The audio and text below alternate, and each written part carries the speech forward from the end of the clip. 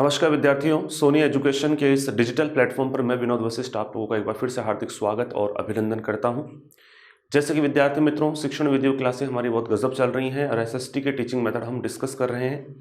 इस एसएसटी के teaching method में पिछली क्लास तक हम दो मेथड्स कंसल्ट कर चुके थे, एक तो व्याख्यान विधि और एक प्रश्नावली विधि। आइए बढ़ते हैं अगली विधि पर। अगली विधि विद्यार्थियों जिस नाम से जानी जाती है वो है अभिक्रमित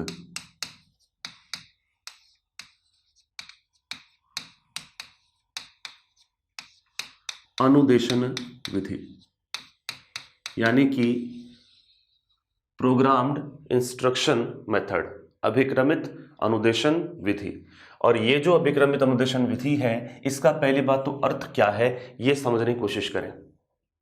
इस विधि में होता क्या है कि विषय वस्तु को छोटे छोटे टुकड़ों में तोड़ करके, जैसे मान लो हमें कोई टॉपिक बच्चे को पढ़ाना है तो उस टॉपिक को छोटे छोटे टुकड़ों में तोड़ करके बच्चे के सामने प्रेजेंट कर दिया जाता है।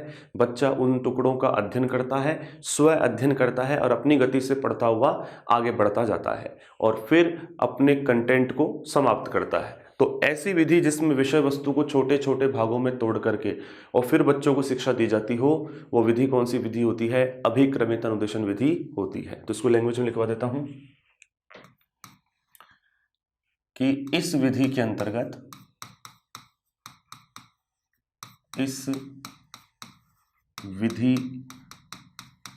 अंतर्गत विषय वस्तु को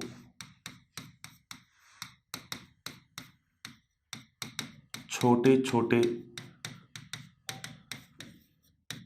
टुकड़ों में तोड़कर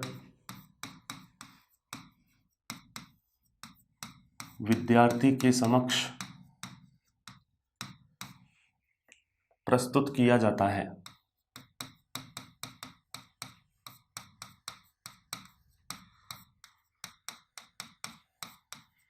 क्लियर है? यानी इस विधि में विषय वस्तु को छोटे छोटे टुकड़ों में तोड़ करके और फिर विद्यार्थी के समक्ष प्रस्तुत किया जाता है। इन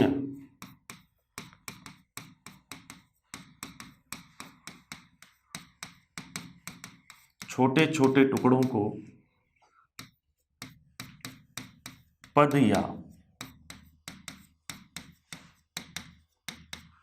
फ्रेम की संज्ञा दी जाती है। क्लियर है? इन छोटे छोटे टुकड़ों को पद या फ्रेम की संज्ञा दी जाती है, मतलब जो छोटे छोटे टुकड़े किए वो पद या फ्रेम कहलाते हैं। अब ध्यान दीजिएगा, इस विधि का जो विचार है यानी कि जो दर्शन है वो दिया था साहब सुकरात ने। किसने दिया था? सुकरात ने। जबकि इस विधि के जो जनक माने जाते हैं वो कौन है? स्किनर। तो ध्यान दीजिएगा कि इस विधि में पहली बात तो वो पूछा अभिक्रमित अनुदेशन विधि है क्या, तो उसको बता दीजिएगा कि इस विधि के अंतर्गत विषय वस्तु को छोटे छोटे टुकड़ों में तोड़ करके प्रदर्शित किया जाता है और इन छोटे छोटे टुकड़ों को पद या फ्रेम्स की संज्ञा दी जाती है। और दूसरी बात ये कि साहब इस विधि के बारे में सबसे पहले विचार सुकरात को आया था और इस विधि के जो जनक हैं वो कौन है? स्किनर है। ये बात अच्छे से ध्यान रखिएगा विद्यार्थी मित्रों। फटाफट से इसको देखिए, फिर बढ़ते हैं अगले पेज पर।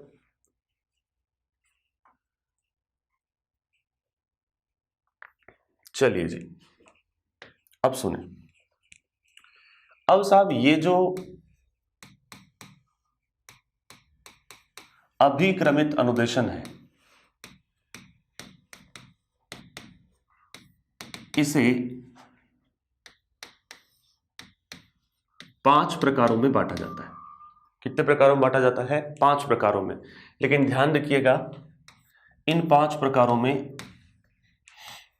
3 तो होते हैं मुख्य प्रकार जो बार बार एग्जाम में आते हैं और 2 माने गए हैं गौण प्रकार जो कभी कभी यदा कदा एग्जाम में पूछ लिए जाते हैं। यानी टोटल अभिक्रमित अनुदेशन के 5 प्रकार बताए गए हैं, जिनमें से 3 तो मुख्य हैं जो बार बार एग्जाम्स में आते हैं और 2 गौण हैं जिनके बारे में वो यदा कदा ही पूछता है। तो अगर हम पहले प्रकार की बात करें तो पहले प्रकार का नाम है रेखीय अभिक्रमित अनुदेशन।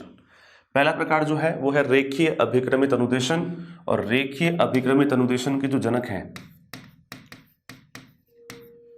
वो कौन है विद्यार्थी मित्रों? स्किनर।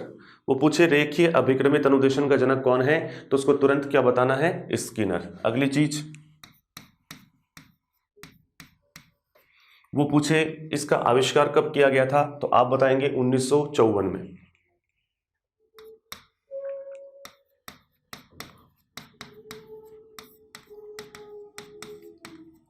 फिर वो पूछे कि ये कौन से बालकों के लिए था, तो आप बताएंगे सामान्य बुद्धि बालकों के लिए बनाया गया था। अगली चीज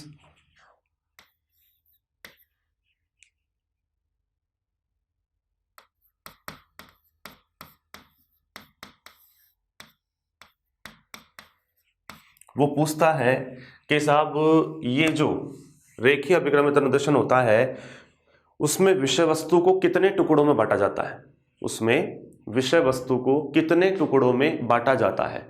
और जब वो कितने टुकड़ों की बात करता है तब वहां पर आंसर आ जाता है कि साहब कुल 25 टुकड़ों यानी कि 25 फ्रेम्स में बांटा जाता है। तो एग्जाम में कैसे पूछेगा? रेखीय अभिक्रमित अनुदेशन का जनक कौन है, तो साहब स्किनर। कब बनाया था, तो साहब 1954। किस बालक के लिए था? सामान्य बुद्धि। कितने पदीय फ्रेम होते हैं, तो 25 पदीय फ्रेम होते हैं। दूसरा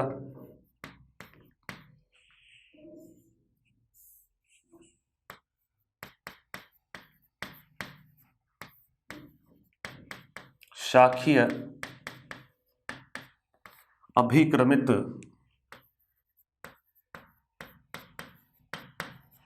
अनुदेशन। दूसरा प्रकार है शाखीय अभिक्रमित अनुदेशन। जब वो पूछता है कि शाखीय अभिक्रमित अनुदेशन का जनक कौन है, तो आप बताएंगे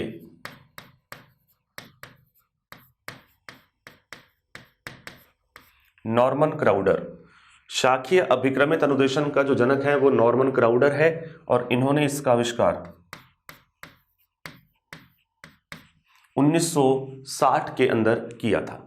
यानी कि शाखीय अभिक्रमित अनुदेशन का आविष्कारक नॉर्मन क्राउडर है। ये रीट भर्ती परीक्षा में पहले भी पूछा जा चुका है, और ये इन्होंने बनाया था 1960 में।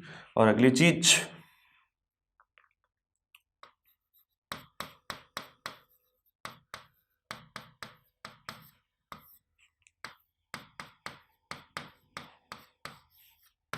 इसका निर्माण कौन से बालकों के लिए किया गया है, तो याद रखिएगा तेज तर्रार प्रतिभाशाली बालकों के लिए किया गया है। और इसमें कुल कितने टुकड़े होते हैं या फ्रेम होते हैं, तो कुल 20 फ्रेम्स इसमें यूज किए जाते हैं। क्लियर है? आपसे पूछेगा कि दूसरा प्रकार कौन सा है, तो आप बताएंगे शाखीय अभिक्रमित अनुदेशन। जनक कौन है, तो नॉर्मन क्राउडर। कब बनाया था, तो साल 1960 में। किस बालक के लिए है, तो प्रतिभाशाली बालक के लिए। कुल कितने पदीय फ्रेम्स होते हैं, तो कुल 20 फ्रेम्स इसमें इस्तेमाल किए जाते हैं। क्लियर है? फटाफट से इसको अपने दिल दिमाग ज़हन पर छाप लीजिए, फिर बढ़ते हैं अगले पेज पर।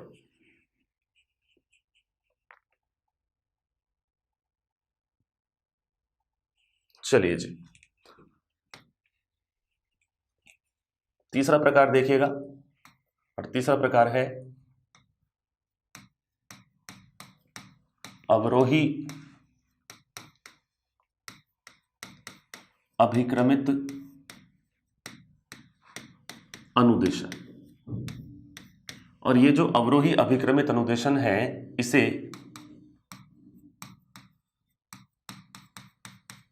मैथेटिक्स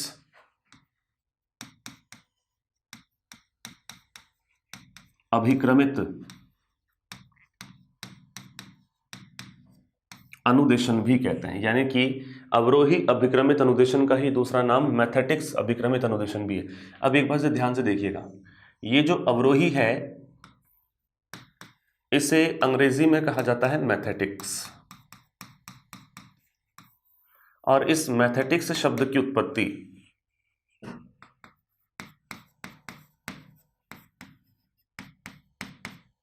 लैटिन भाषा के शब्द मैथिन से हुई है, जिसका अर्थ होता है घटता क्रम। क्लियर है? तो ध्यान रखिएगा, अवरोही अभिक्रमित अनुदेशन को वैसे तो मैथेटिक्स कहते हैं, इसकी उत्पत्ति लैटिन भाषा के शब्द मैथिन से मानी जाती है, जिसका अर्थ होता है घटता हुआ क्रम। अब ये जो अभिक्रमित अनुदेशन है अवरोही वाला, इसके अंदर हमें क्या क्या बातें ध्यान रखनी है वो मैं अगले पेज के ऊपर लूंगा। फटाफट से इस कंसेप्ट को एक बार समझिए, फिर बढ़ते हैं अगले पेज पर।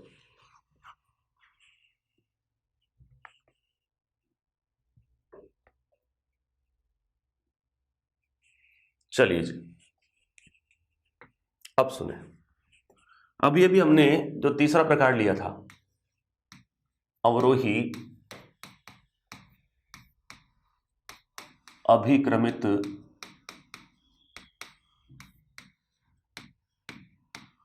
अनुदेशन, क्लियर है? ये अवरोही अभिक्रमित अनुदेशन का जो जनक है वो साहब थॉमस गिलबर्ट है। इसका आविष्कारक कौन है? Thomas Gilbert. और थॉमस गिलबर्ट ने इसका आविष्कार किया था 1962 में, 1962 में। अब ये कौन से बालकों के लिए इस्तेमाल किया गया था ये जानना भी जरूरी है। ये इस्तेमाल किया गया था मंदबुद्धि और शरारती बालकों के लिए, मंदबुद्धि और शरारती बालकों के लिए इस्तेमाल किया गया था। और इसके अंतर्गत पद या फ्रेम्स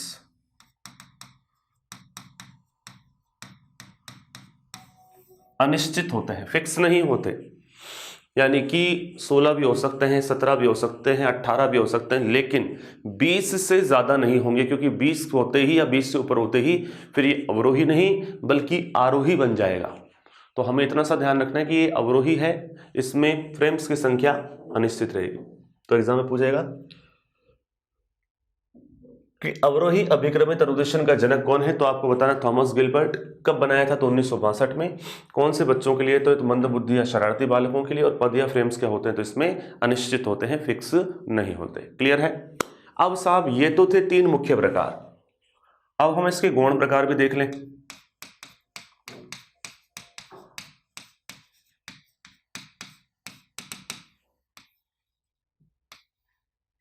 गौण प्रकारों में पहला है स्व निर्देशित मूल्यांकन आधारित अभिक्रमित अनुदेशन। इसका कोई जनक नहीं है, इसलिए इसको ज्यादा दिमाग में रखने की आवश्यकता भी आपको नहीं है, सिर्फ नाम ही बहुत है। दूसरा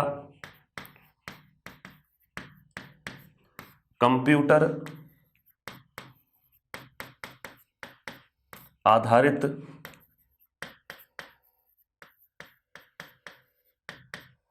अभिक्रमित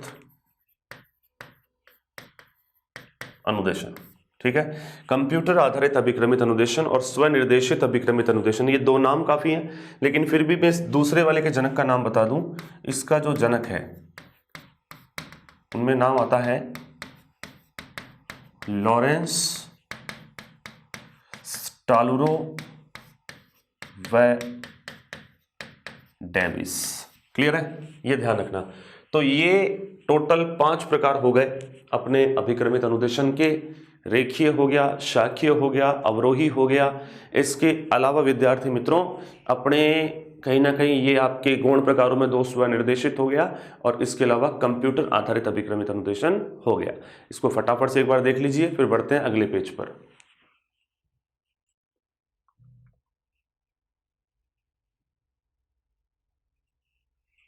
चलिए जी, अब देखो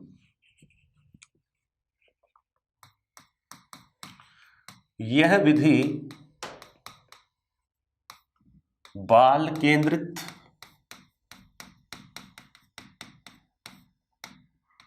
तथा मनोवैज्ञानिक, बाल केंद्रित तथा मनोवैज्ञानिक विधि है। पहली बात तो यह ध्यान रखना, चाइल्ड सेंटर्ड है और साइकोलॉजिकल अप्रोच इसके अंदर दिखाई देती है। बाल केंद्रित और मनोवैज्ञानिक विधि ये मानी जाती है। दूसरी चीज इस विधि का उपयोग उन विद्यालयों हेतु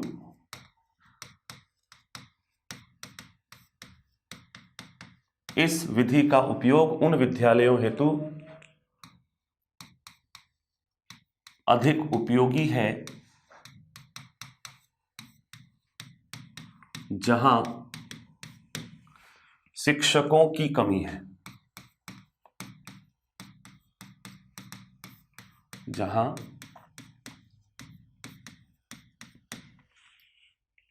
शिक्षकों की कमी है। अब आप इस बात को समझिए, शिक्षकों की कमी से क्या तात्पर्य है, क्यों ये शब्द या टैगलाइन इस्तेमाल की गई है। तो वो विद्यार्थियों से इसलिए कि जैसे मान लीजिए अपने को पद या फ्रेम्स में तोड़ करके विषय वस्तु को प्रदर्शित करने की आवश्यकता क्यों पड़ रही है। वो इसलिए पड़ रही है क्योंकि टीचर नहीं है। टीचर की एब्सेंस में तो ये काम हो रहा है, वरना जब टीचर ही सामने रहेगा तो इस विधि को अपनाने की आवश्यकता ही क्या है। तो इसका मतलब ये विधि उन स्कूलों के लिए ज़्यादा यूजफुल मानी जा सकती है जहाँ टीचर्स की शॉर्टनेस है, जहाँ टीचर उपलब्ध नहीं है, जहाँ एक दो टीचर मिलकर के व्यवस्था संभाल रहे हैं। ठीक है। इसके अलावा यह शैक्षिक तकनीकी पर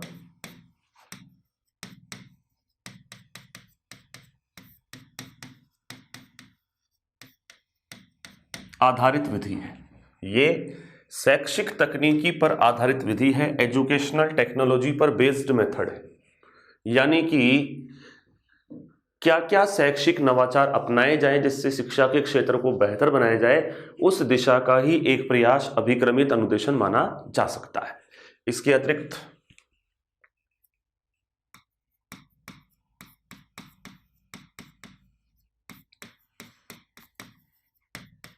इस विधि के अंतर्गत बालक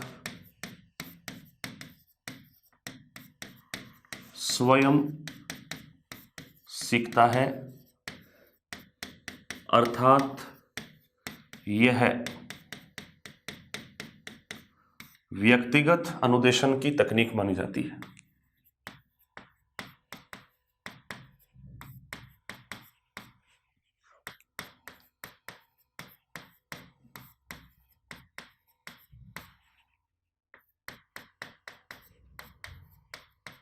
कौन से अनुदेशन की तकनीक मानी जाती है? ये व्यक्तिगत अनुदेशन की तकनीक मानी जाती है।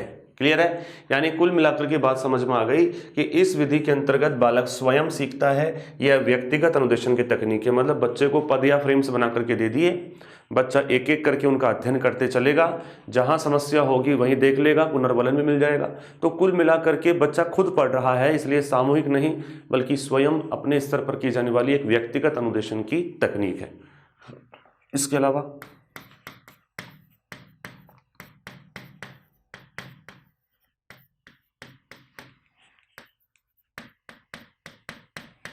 इस विधि के अंतर्गत बालक अपनी गति के अनुसार सीखता है, अपनी गति के अनुसार सीखता है,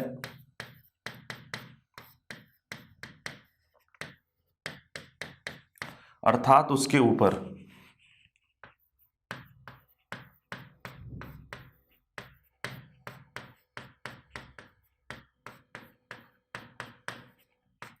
कोई दबाव नहीं होता,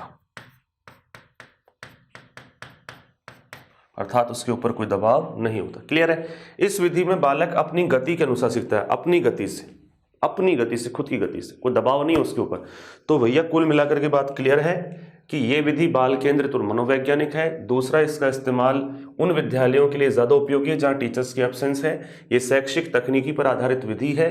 इस विधि में बालक स्वयं सीखता है, अर्थात यह व्यक्तिगत अनुदेशन की तकनीक है और इस विधि के अंतर्गत बालक अपनी गति के अनुसार सीखता है, उसके ऊपर किसी भी प्रकार का कोई दबाव नहीं होता, दबावपूर्ण परिस्थितियां नहीं होती। समझ लिया?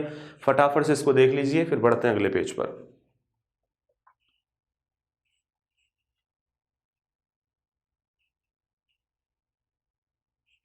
चलिए जी,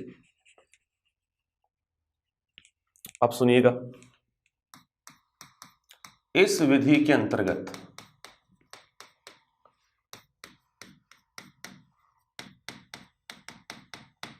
बालक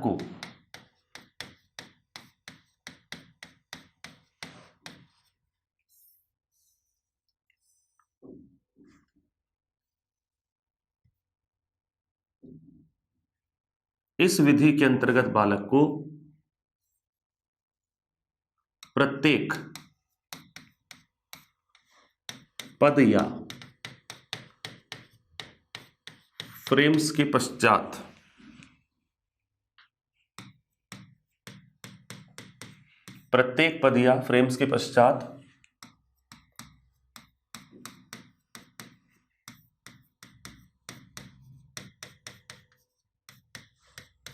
पुनर्बलन की प्राप्ति होती है,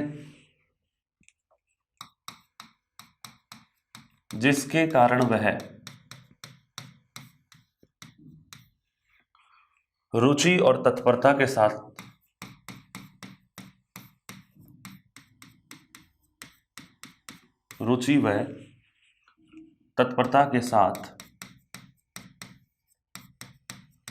सीखता है। क्लियर है?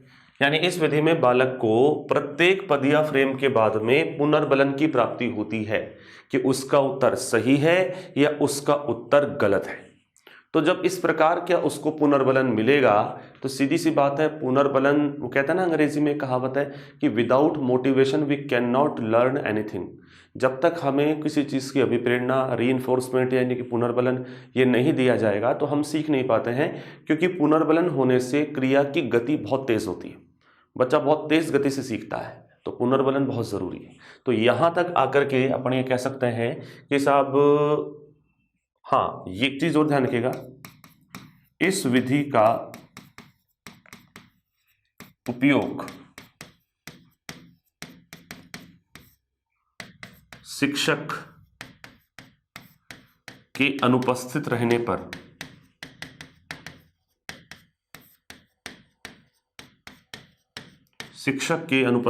पर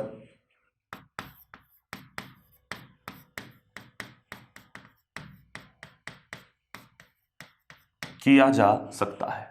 याद रह जाएगी चीज, मतलब शिक्षक अनुपस्थित है उसके बावजूद भी, यानी टीचर एब्सेंट है उसके बावजूद भी अपन इस मेथड से बच्चों को पढ़ा सकते हैं, इसके लिए हम सक्षम हैं।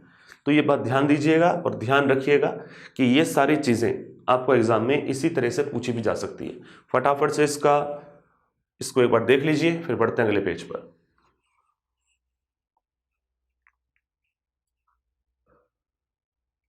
चलिए जी, तो ये तो अब तक थी इसकी क्वालिटीज। अब हम बात करेंगे इसके कुछ दोषों की। तो दोष क्या क्या है तो जरा देखिएगा। पहला दोष तो यह है कि यह विधि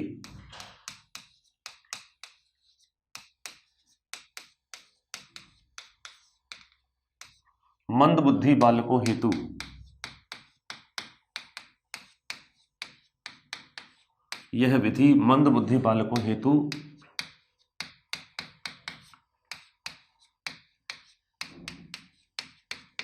उपयोगी नहीं है। कौन से बालक के लिए उपयोगी नहीं है? ये मंदबुद्धि बालकों के लिए उपयोगी नहीं है। दूसरी बात, पद तथा फ्रेम्स का निर्माण कठिन होता है।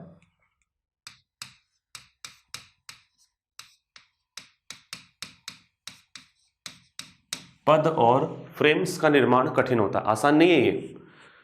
कि पद और फ्रेम्स आपने तुरंत बना दिए। पद का और फ्रेम्स का निर्माण करना एक बहुत जटिल कार्य है विद्यार्थी मित्रों, क्योंकि इसके लिए बाकायदा आपको प्रशिक्षण की जरूरत पड़ती है।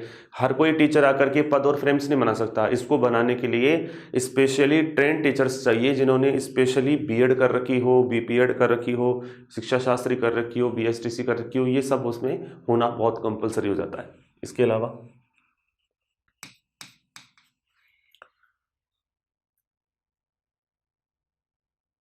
पद और फ्रेम्स के माध्यम से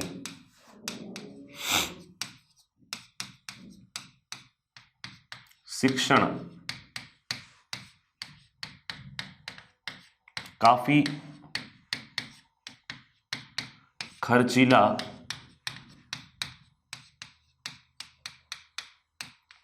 सिद्ध होता है। यानी कि पद और फ्रेम्स के माध्यम से अगर आप शिक्षण करा रहे हैं तो काफी खर्चीला सिद्ध हो सकता है, काफी पैसा इसके अंदर इन्वेस्ट हो सकता है। क्लियर है? इसके अलावा समय और धन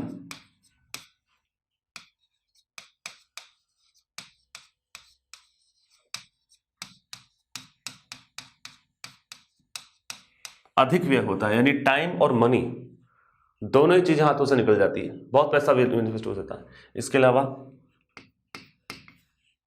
शिक्षक की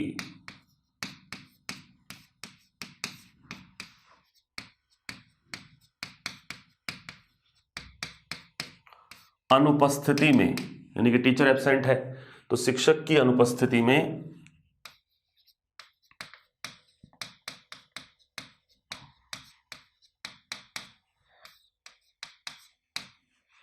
अनुशासनहीनता की संभावना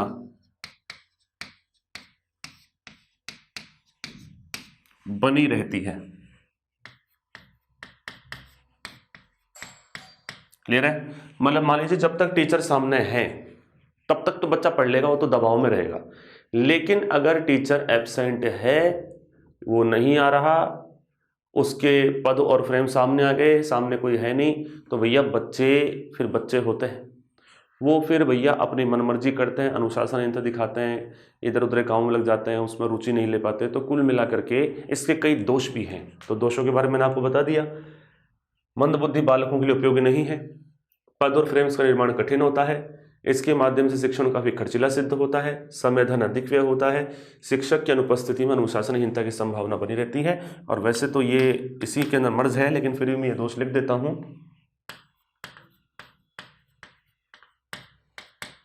कि संपूर्ण पाठ्यक्रम इस विधि के द्वारा,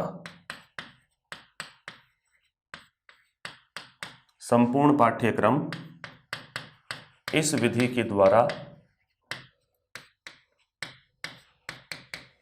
संभव नहीं है। समझ रहे हैं? पूरा सिलेबस आप सोचें कि इस मेथड से अपन करवा दें तो वो पॉसिबल नहीं हो पाता विद्यार्थी मित्रों, क्योंकि टाइम बहुत ज़्यादा लग जाता है। तो विद्यार्थी मित्रों, इस पेज को जो मैंने अभी यहाँ दोषों को लिखवाया, इसको अच्छे से देख लीजिए, फिर कुछ एक बेसिक कंसेप्ट आपको सिखाता हूँ।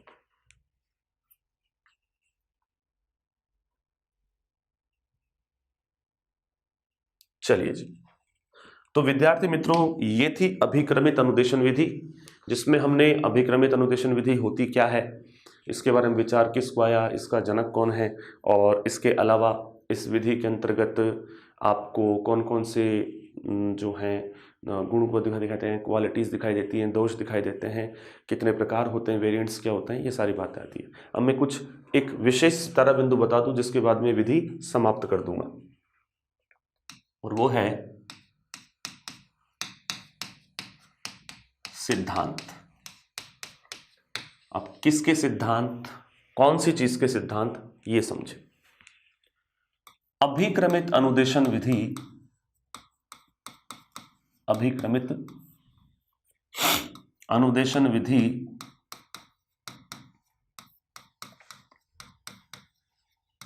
कुछ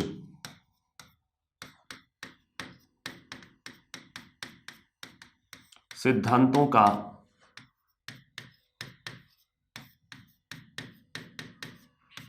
पालन करती है। अभिक्रमित अनुदेशन विधि जो है ये कुछ सिद्धांतों का पालन करती है जो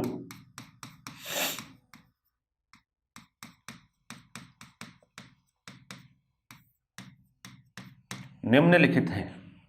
अभिक्रमित अनुदेशन विधि कुछ सिद्धांतों का पालन करती है जो निम्न है। अब वो कौन कौन से हैं तो देखिएगा। नंबर 1, क्रमबद्ध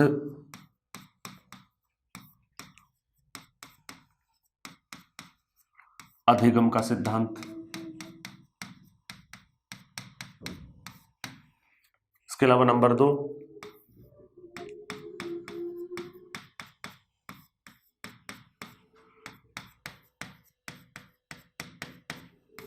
तत्परता का सिद्धांत। इसके अलावा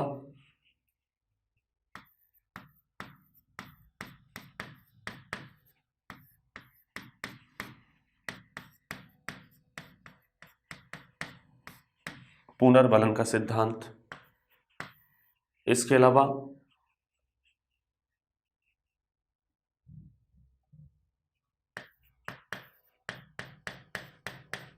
स्वगति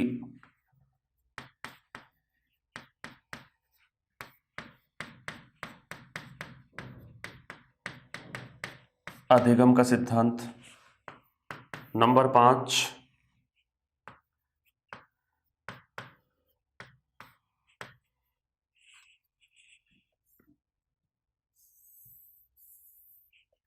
नंबर 5 पर है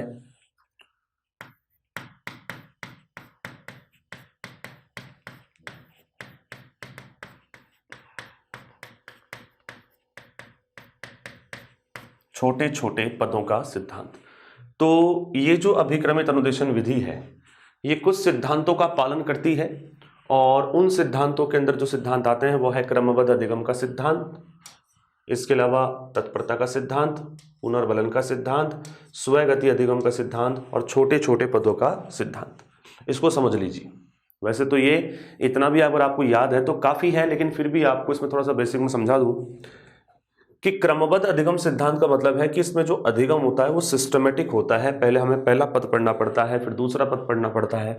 तत्परता का सिद्धांत, जैसे ही प्राणी को पुनर्बलन मिलता है तो वो सीखने के लिए क्या हो जाता है, तत्पर। और चूंकि इस विधि में पुनर्बलन की प्राप्ति हो रही है इसलिए यहाँ पुनर्बलन का सिद्धांत लागू होगा। तो तत्परता और पुनर्बलन दोनों सिद्धांत इस पर लागू होते हैं।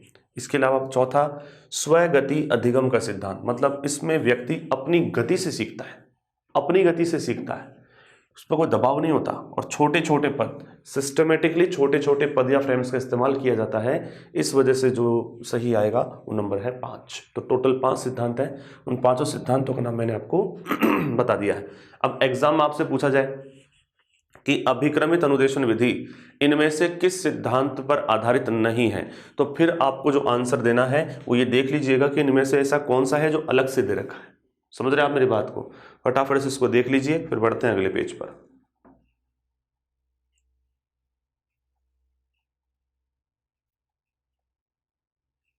चलिए जी, तो विद्यार्थी मित्रों ये था अभिक्रमित अनुदेशन विधि का कंसेप्ट। अब विद्यार्थी मित्रों जिस मेथड की मैं बात करने जा रहा हूं वो भी एग्जाम की दृष्टि से एक बेहद ही महत्वपूर्ण और एक संजीदा टॉपिक है। और उस टॉपिक का नाम क्या है तो ध्यान से देखिएगा।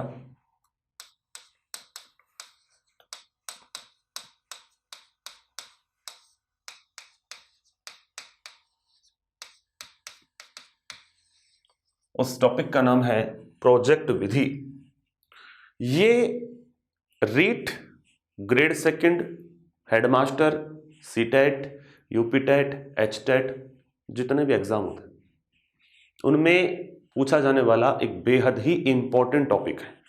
क्यों है तो इसको समझो। पहली बात तो इसको अंग्रेजी में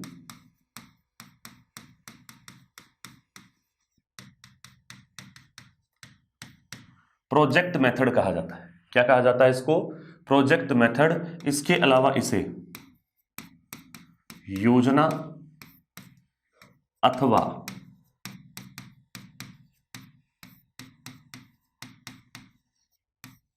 प्रायोजना विधि भी कहा जाता है। तो प्रोजेक्ट मेथड को योजना अथवा प्रायोजना विधि के नाम से भी जाना जाता है। सबसे पहली बात,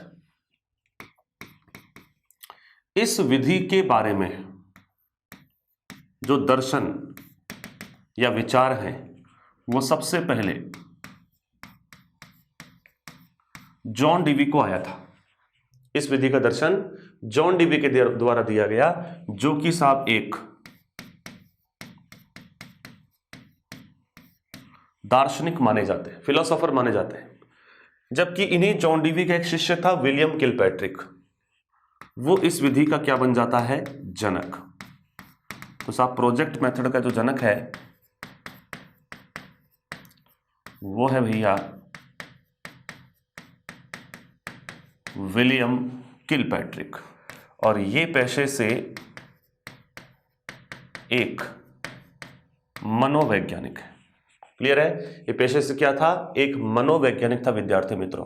तो क्लियर कट बात आपको बता दी मैंने। दर्शन दिया था जॉन डीवी ने, जो दार्शनिक थे, और जनक है साहब विलियम किलपैट्रिक, जो पेशे से क्या है, मनोवैज्ञानिक थे। क्लियर, याद रह जाएगा। अब विद्यार्थी मित्रों एक और बात ध्यान रखें, यहां पर कई बार वो सवाल पूछ लेता है कि साहब इस विधि को प्रायोजना विधि ही क्यों कहा गया, इस विधि को प्रायोजना विधि ही क्यों कहा गया। तो मैं आपको यहीं पर एक सितारा बिंदु बता दूं कि यह विधि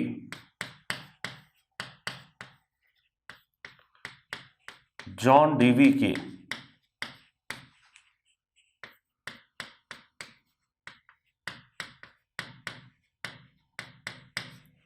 प्रयोजनवादी दर्शन पर आधारित है,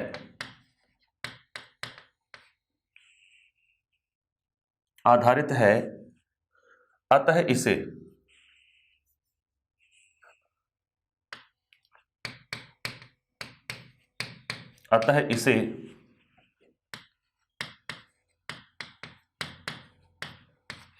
प्रायोजना विधि भी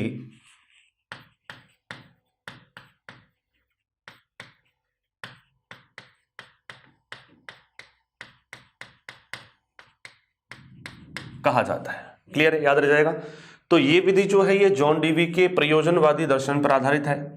इसी वजह से इस विधि को प्रोजेक्ट विधि के अलावा प्रायोजना विधि के नाम से भी जाना जाता है। तो कई विशेष बातें आपके सामने निकल के आ गई विद्यार्थी मित्रों, जो ध्यान रखनी है कि प्रोजेक्ट मेथड के योजना प्रायोजना विधि नाम भी है, और इस विधि के बारे में सबसे पहले विचार जॉन डीवी को आया था, जो दार्शनिक थे, जबकि इस विधि के जनक विलियम किलपैट्रिक है, जो कि एक मनोवैज्ञानिक हैं, और ये विधि जॉन डीवी के प्रयोजनवादी दर्शन पर आधारित है, अतः इसे प्रयोजना विधि भी कहा जाता है। फटाफट से इस कंसेप्ट को क्लियर कीजिए, फिर बढ़ते हैं आगे। चलिए जी, अब साहब यहां पर एक कंसेप्ट आता है कि ये एक शब्द आया है प्रोजेक्ट। ये प्रोजेक्ट शब्द आखिर आया कहां से है, लिया कहां से गया है। तो ध्यान रखिएगा विद्यार्थी मित्रों कि ये जो प्रोजेक्ट शब्द है ये मूलतः है आर्किटेक्चर और इंजीनियरिंग विज्ञान की देन है। ये प्रोजेक्ट शब्द आर्किटेक्चर अथवा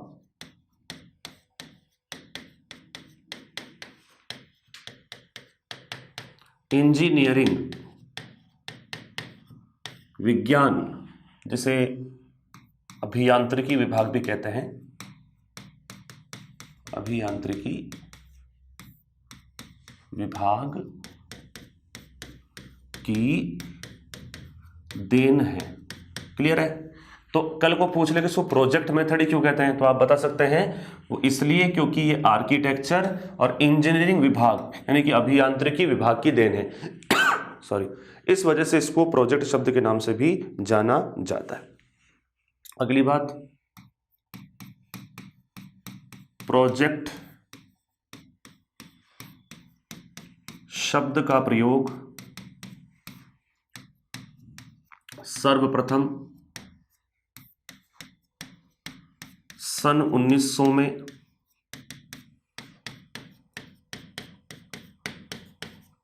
रिचर्ड्स महोदय के द्वारा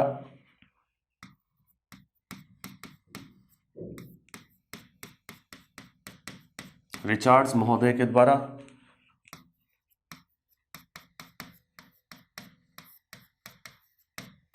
अमेरिका देश में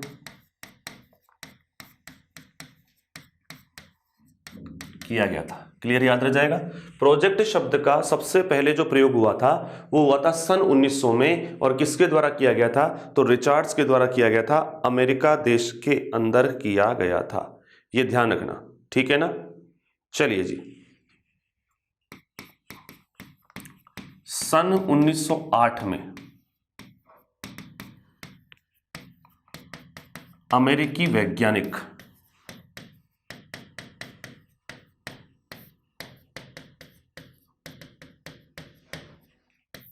स्टीवेंसन के द्वारा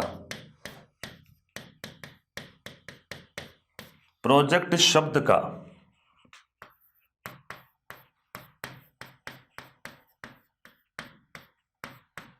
पूर्ण विश्लेषण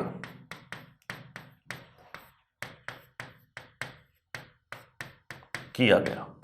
यानी कि प्रोजेक्ट शब्द का सबसे पहले प्रयोग तो रिचर्ड्स के द्वारा हुआ, लेकिन इस शब्द का विश्लेषण स्टीवेंसन के द्वारा किया गया।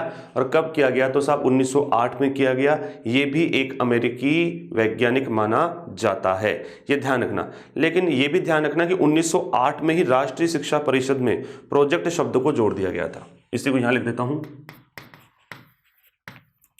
अमेरिकी राष्ट्रीय शिक्षा परिषद ने 1908 में ही प्रोजेक्ट शब्द को पाठ्यक्रम में जोड़ा।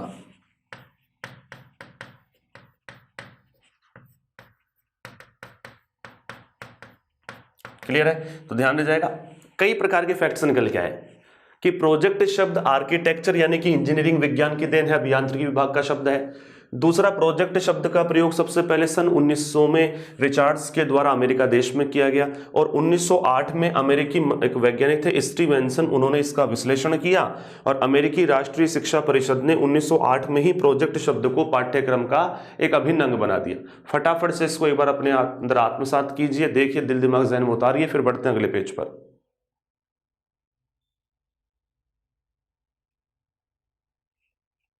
चलिए जी,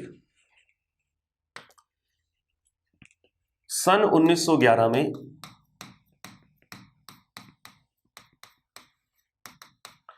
जॉन डीवी के द्वारा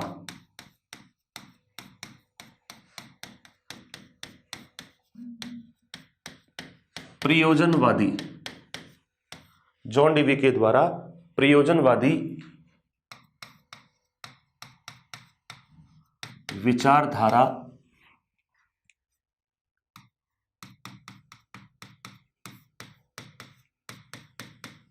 प्रस्तुत की गई। यानी कि अपन आज जो ये बात कहते हैं कि साहब प्रोजेक्ट मेथड आया, प्रोजेक्ट मेथड आया, लेकिन इसको प्रायोजना विधि के रूप में दर्शन शास्त्र का एक पार्ट बनाने का काम जॉन डीवे ने किया था, क्योंकि इन्होंने ही 1911 में इस विधि के अंतर्गत प्रयोजनवादी विचारधारा को प्रस्तुत किया था। यह बात ध्यान रखिएगा विद्यार्थी मित्रों, बहुत ही इंपॉर्टेंट कंसेप्ट है और आपको किसी भी हालत में याद रखना पड़ेगा। अगली चीज, सन 1918 में जॉन डीवी के शिष्य, सन 1918 में जॉन डीवी के शिष्य विलियम किलपैट्रिक के द्वारा, सन 1918 में जॉन डीवी के शिष्य विलियम किलपैट्रिक के द्वारा प्रोजेक्ट विधि के रूप में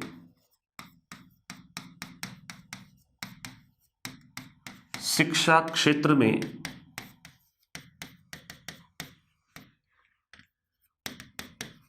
प्रयोग किया गया।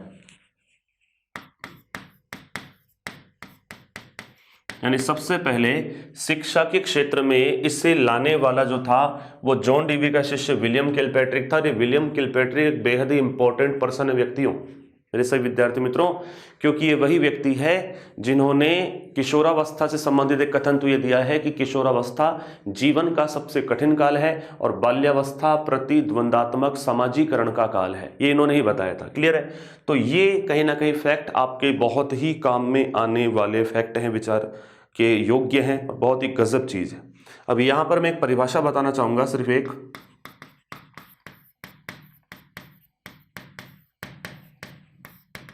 किलपैट्रिक के अनुसार। और किलपैट्रिक क्या परिभाषा देते हैं कि प्रोजेक्ट वह उद्देश्य मूलक कार्य है जो निश्चित वातावरणीय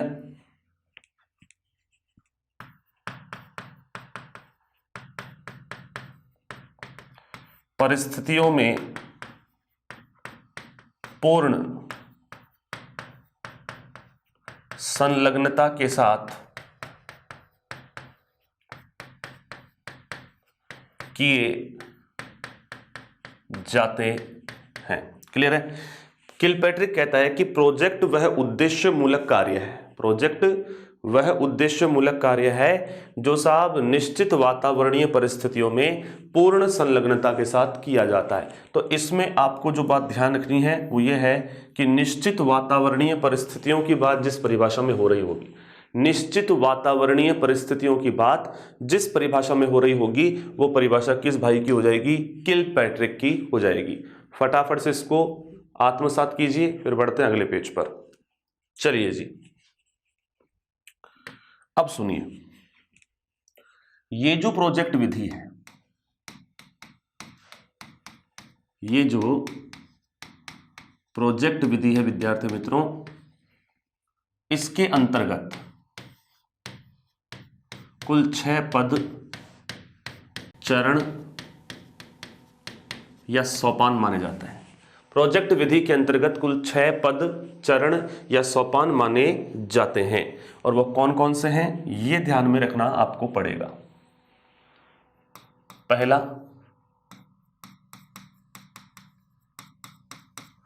परिस्थिति निर्माण करना, और ये काम जो करता है वो कौन होता है? टीचर। टीचर करता है परिस्थिति का निर्माण। उसके बाद नंबर 2,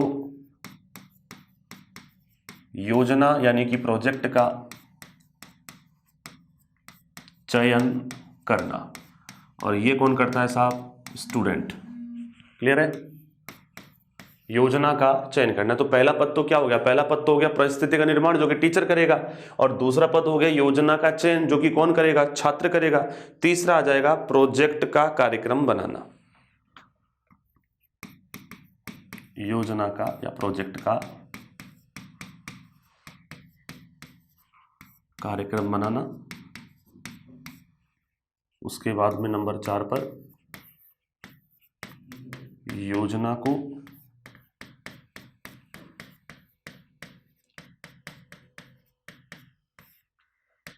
क्रियान्वित करना। उसके बाद में योजना का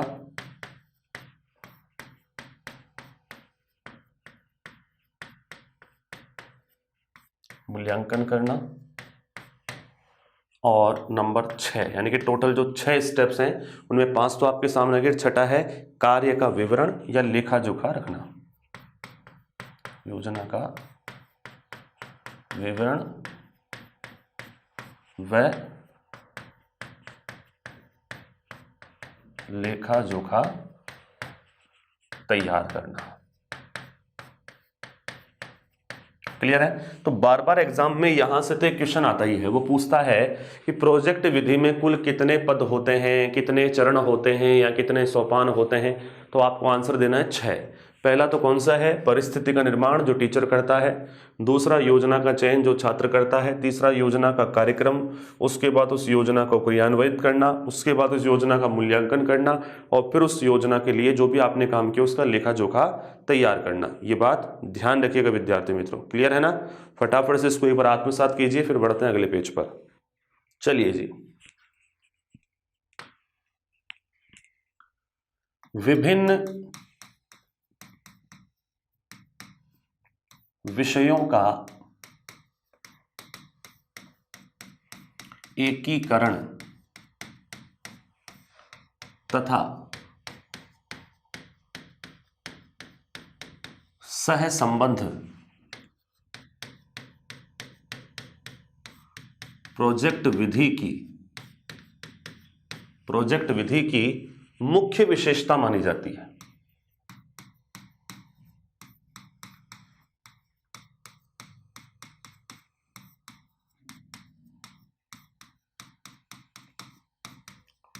प्रोजेक्ट विधि की मुख्य विशेषता मानी जाती है, क्लियर रहेगा। यानी कि जितने भी सब्जेक्ट है उनको कोरिलेट कर देना, उनको एक बार मर्ज कर देना और उनका सहसंबंध निर्धारित करना, ये प्रोजेक्ट विधि की सबसे बड़ी और मुख्य विशेषता मानी जाती है। ये ध्यान रखिएगा विद्यार्थी मित्रों, ठीक है ना। चलिए जी, किलपैट्रिक के अनुसार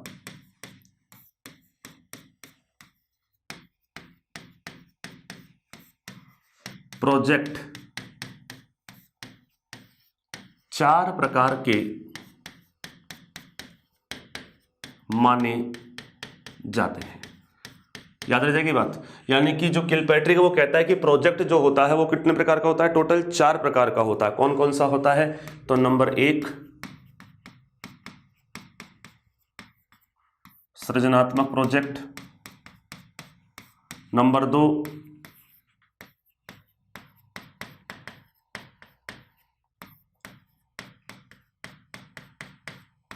रसास्वादन प्रोजेक्ट, यानी कि 2 तो हो गए, सृजनात्मक हो गया, रसास्वादन हो गया, तीसरा समस्यात्मक प्रोजेक्ट।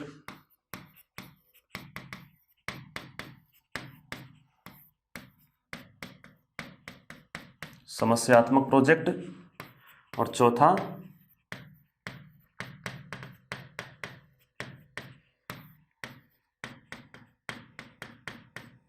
अभ्यासात्मक प्रोजेक्ट। तो किलपैट्रिक के अनुसार, जैसे वो एग्जाम में पूछ भी चुका है कि प्रोजेक्ट कितने प्रकार का होता है या प्रायोजना कितने प्रकार की होती है, तो हमारे पास उसका जवाब होना चाहिए। सही जवाब क्या होगा कि प्रोजेक्ट जो है वो किलपैट्रिक के अकॉर्डिंग ही ज़्यादा मान्य है। तो वो 4 प्रकार के बताता है, सृजनात्मक जैसे कोई नई चीज़ों का लेखन, रसास्वादन जैसे सौंदर्य की अनुभूति, समस्यात्मक और अभ्यासात्मक, ये 4 प्रकार के प्रोजेक्ट किलपैट्रिक के द्वारा वर्णित किए गए हैं, ठीक है ना। चलिए जी, फटाफट से इसको देख लीजिए, फिर अगले पेज पर बढ़ते हैं।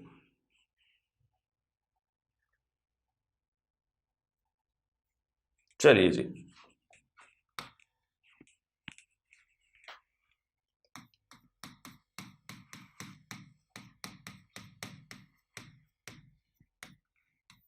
एलिंग्सवर्थ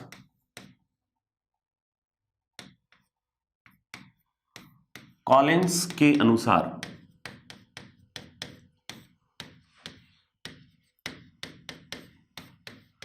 चार प्रकार के प्रोजेक्ट बताए गए हैं।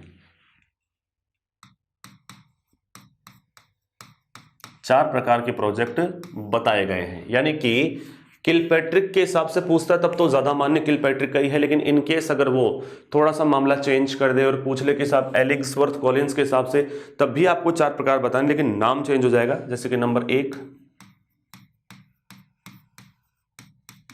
खेल प्रोजेक्ट, नंबर 2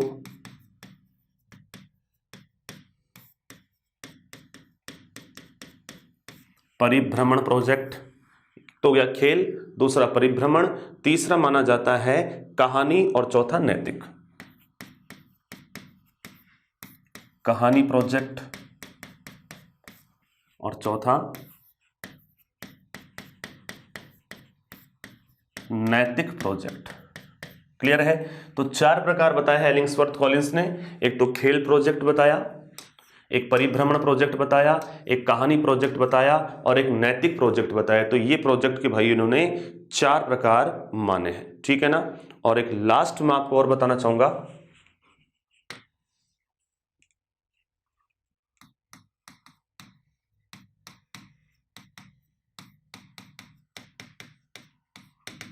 थॉमस रिस्क के अनुसार, यानी थॉमस रिस्क भी प्रोजेक्ट कुछ प्रकार बताता है। और वो क्या बताता है, तो ये कहता है कि साहब प्रोजेक्ट जो होता है वो 3 प्रकार के होते हैं। कितने प्रकार के होते हैं, 3 प्रकार के होते हैं। पहला आदमी है जो 3 प्रकार बता रहा, 4 नहीं। सबसे पहले नंबर 1, सीखने से संबंधित प्रोजेक्ट।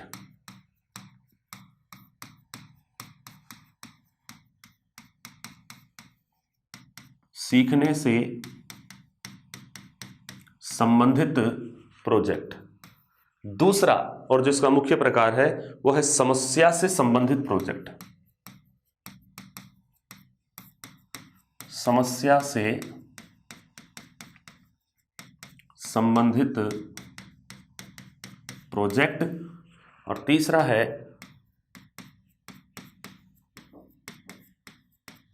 उत्पादनशीलता से संबंधित प्रोजेक्ट।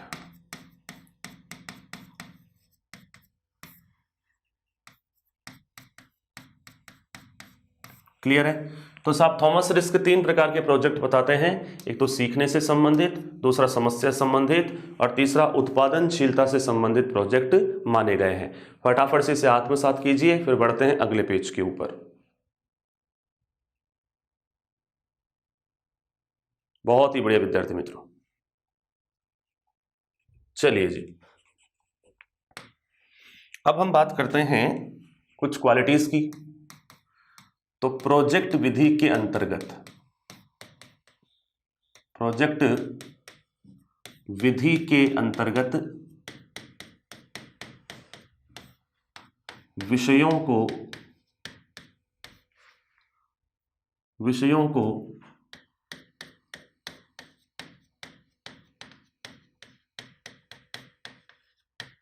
सह संबंधित करके, विषयों को सह संबंधित करके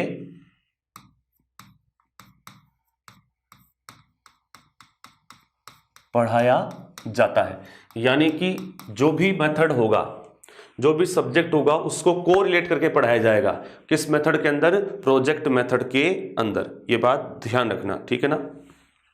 इसके अलावा इस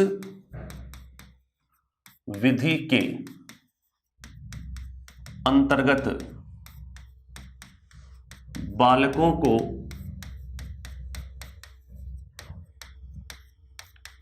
अपनी रुचि के अनुसार, इस विधि के अंतर्गत बालकों को अपनी रुचि के अनुसार प्रोजेक्ट का चयन करवाया जाता है। यानी ऐसे नहीं कि हर कोई प्रोजेक्ट उठा लिया किसी बच्चे ने, नहीं, वो वही प्रोजेक्ट पर काम करता है जिसमें उसका खुद का इंटरेस्ट होता है, यानी अपनी रुचि के अनुसार वो प्रोजेक्ट का चयन करता है, ठीक है ना। इसके अलावा इस विधि के माध्यम से बालकों को व्यावहारिक ज्ञान की प्राप्ति होती है।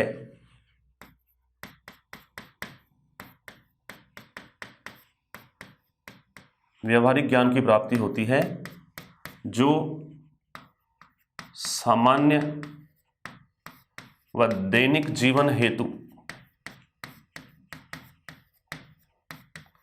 सामान्य व दैनिक जीवन हेतु काफी उपयोगी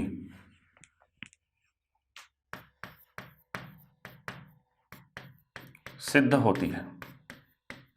क्लियर है। तो इस विधि से बालकों को व्यावहारिक ज्ञान की प्राप्ति होती है जो सामान्य और दैनिक जीवन के लिए काफी उपयोगी सिद्ध होती है विद्यार्थियों के लिए। ये बात आपको ध्यान रखनी पड़ेगी, ठीक है ना। इसके अलावा यह विधि बाल केंद्रित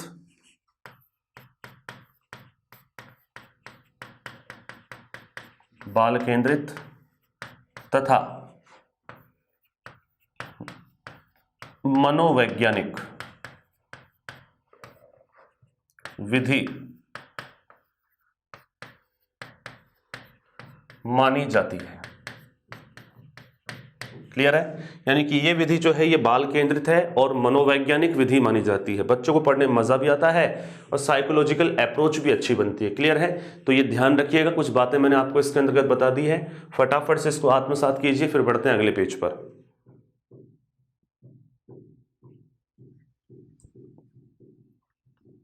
चलिए जी,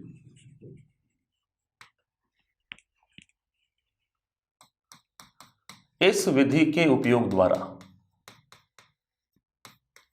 इस विधि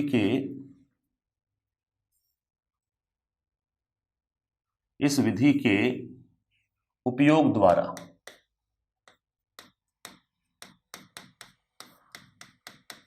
बालकों में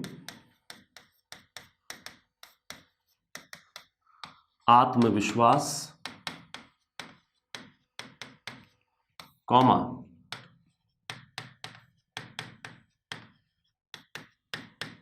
आत्मनिर्भरता, यानी कि इस मेथड से चूंकि सिस्टमेटिक बच्चा सीखता है तो उसमें आत्मविश्वास क्रिएट होता है, आत्मनिर्भरता आती है, स्थिरता, सहयोग, सद्भाव विकसित होता है। स्थिरता, सहयोग तथा सद्भावना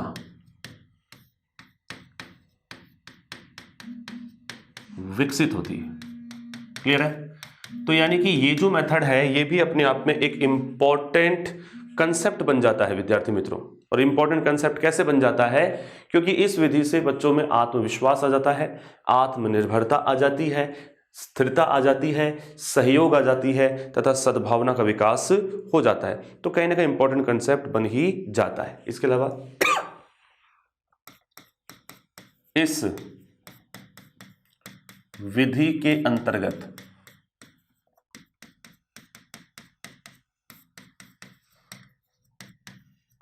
विद्यार्थी सदैव सक्रिय बने रहते हैं। इस विधि के अंतर्गत विद्यार्थी जो हैं वो सदैव सक्रिय, क्योंकि ये प्रोजेक्ट मेथड अगर हाथ में लिया है तो प्रोजेक्ट का मतलब क्या है? स्वयं करके सीखना। तो अब स्वयं करके सीखेगा तो विद्यार्थी हमेशा क्या बना रहेगा? क्रियाशील बना रहेगा। ये बात तो आपको ध्यान ही रखना है। इसके अलावा इस विधि के अंतर्गत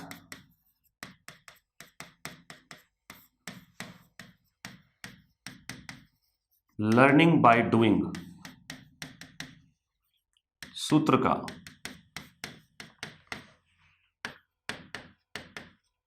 पालन किया जाता है। लर्निंग बाय डूइंग सूत्र का पालन किया जाता है, अर्थात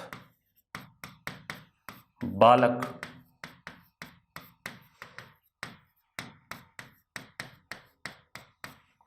स्वयं करके सीखता है। बालक कैसे सीखता है? स्वयं करके सीखता है। लर्निंग बाय डूइंग यानी करके सीखना। जब तक खुद करेगा नहीं तब तक सीख ऐसा स्वयं करके सीखता है। ये बात ध्यान रखना पड़ेगा, ठीक है ना? इसके अलावा यह विधि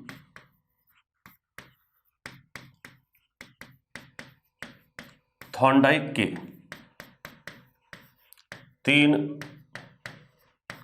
मुख्य नियमों का पालन करती है। 3 मुख्य नियमों का पालन करती है। और वह कैसे कैसे करती है? तो नंबर 1 तत्परता का सिद्धांत, नंबर 2 अभ्यास का सिद्धांत,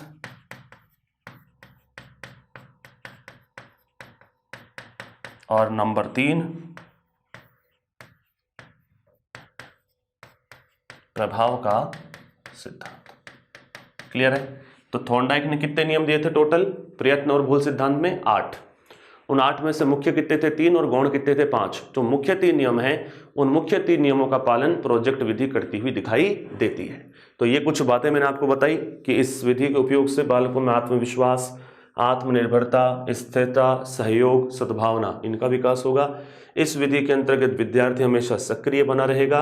ये विधि जो है ये लर्निंग बाय डूइंग के सूत्र पर आधारित है। इस विधि में बालक स्वयं करके सीखता है और ये विधि थॉर्नडाइक के 3 मुख्य नियमों का पालन करती है, जिसमें पहला है तत्परता का, दूसरा है प्रभाव का, तीसरा है अभ्यास का। फटाफट से इसे आत्मसात कीजिए, फिर बढ़ते हैं अगले पेज पर। चलिए जी, अब सुनिएगा, ये जो विधि हम आगे इस्तेमाल करने जा रहे हैं विद्यार्थी मित्रों, ये जो विधि हम आगे इस्तेमाल करने जा रहे हैं, इस विधि का सबसे बड़ा जो प्लस पॉइंट है वो यही है कि इस विधि का बेसिक कंसेप्ट ये है कि इसमें खाली ऐसे नहीं कि सिर्फ क्वालिटीज ही हैं, इसमें दोष भी काफी कुछ हैं। आप सोचे कि साहब इसमें खाली कि साहब अपने को तो क्वालिटीज ही क्वालिटीज बताए जाएंगे साहब अपने को, तो नहीं।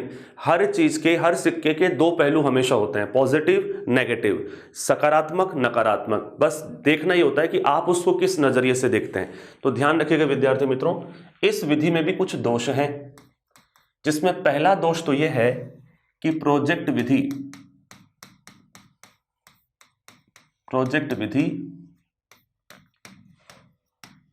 समय साध्य तथा श्रम साध्य विधि है। मतलब इस विधि में टाइम तो ज्यादा लगता ही लगता है, टाइम भी ज्यादा लगता है और भैया इसमें तो सारी चीजें ज्यादा लगती है। समझ रहे आप मेरी बात को? मतलब इसके अंदर तो अगर क्वालिटीज की बात करें तो साथ ही साथ हमें दोषों को भी नहीं भूलना होगा, ठीक है ना, ये बात ध्यान रखना। इसके अलावा इस विधि के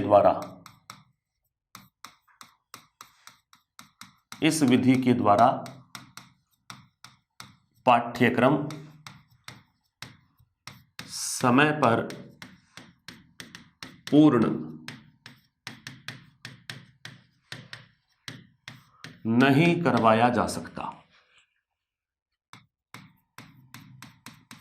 इस विधि के द्वारा पाठ्यक्रम जो है ये समय पर पूर्ण नहीं करवाया जा सकता, मतलब टाइम बहुत ज्यादा इसके अंदर लग जाता है। तो ये विधि कहीं ना कहीं अपने आप ही दोषपूर्ण विधि बन जाती है। तो ये इस विधि की कुछ जनरल साइंस के अंदर की जाने वाली बातें हैं। तो आप ये मान के जरूर चलें कि इस विधि के अंदर अगर दोषों की बात की है तो पहली बात तो ये कि इसमें समय ज्यादा लग रहा है, श्रम ज्यादा लग रहा है, इसलिए समय साध्य और अत्यधिक श्रम साध्य विधि है। और पाठ्यक्रम अगर ऐसी विधियों से ही पढ़ाया जाने लगेगा तो पूरे के पूरे टॉपिक तो पहली बात इस मेथड पर आधारित होंगे नहीं, और होंगे तो पूरा सिलेबस इस मेथड से अपन टाइम पर कंप्लीट करवा भी नहीं पाएंगे। ये बात आपको विशेष रूप से ध्यान रखनी पड़ेगी विद्यार्थी मित्रों। तो इन 2 चीजों के आधार पर हम ये कह सकते हैं विद्यार्थी मित्रों कि इस विधि में कहीं ना कहीं दोष भी दिखाई देते हैं। इसके अलावा प्रत्येक विद्यालय में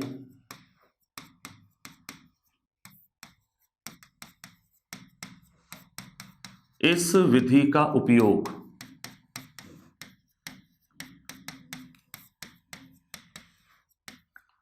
संभव नहीं है, ठीक है।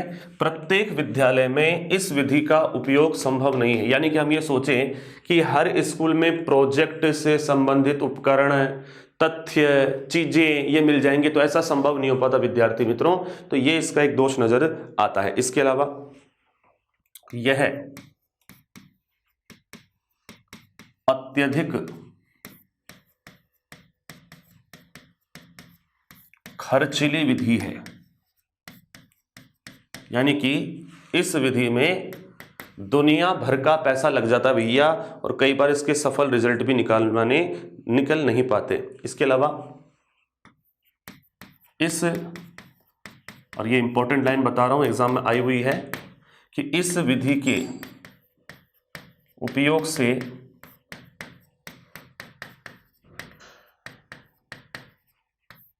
विद्यालय का स्वरूप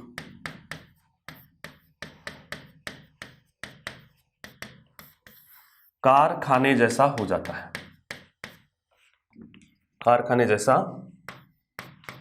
हो जाता है।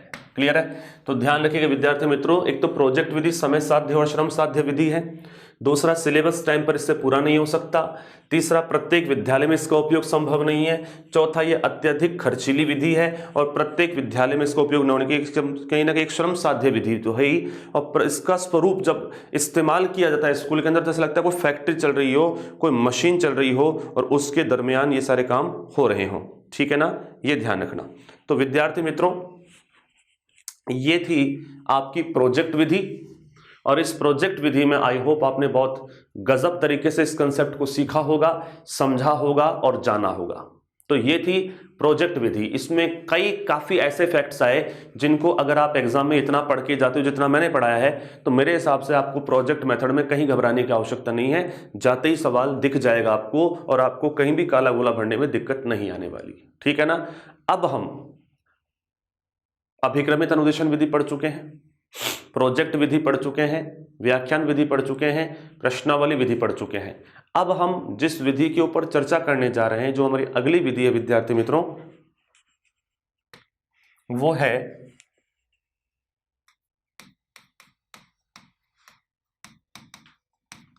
समस्या समाधान विधि। अगला मेथड कौन सा है? समस्या समाधान विधि, जिसे प्रॉब्लम सॉल्विंग मेथड भी कहते हैं विद्यार्थी मित्रों। ध्यान रखिएगा इस बात का।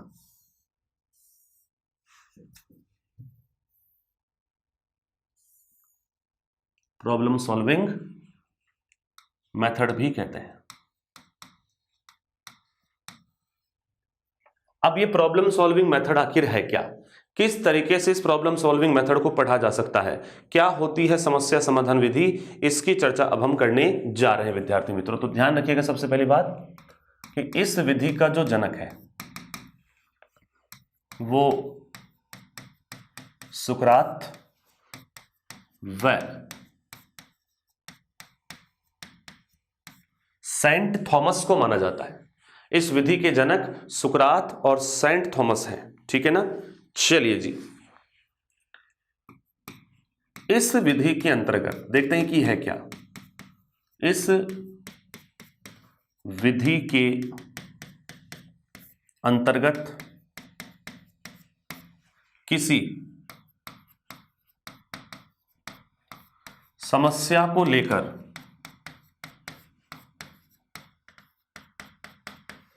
वैज्ञानिक तरीके से किसी समस्या को लेकर वैज्ञानिक तरीके से उसका समाधान करने का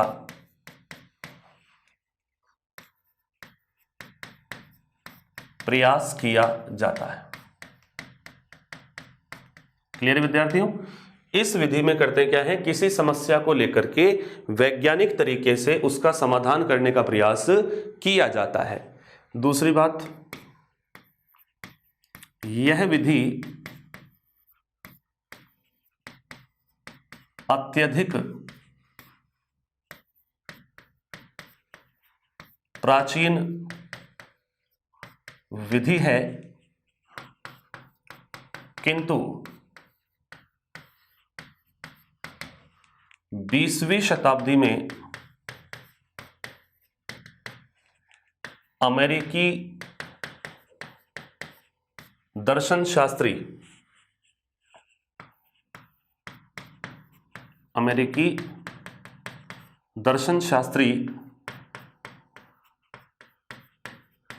जॉन डीवी के द्वारा, अमेरिकी दर्शन शास्त्री जॉन डीवी के द्वारा इस विधि का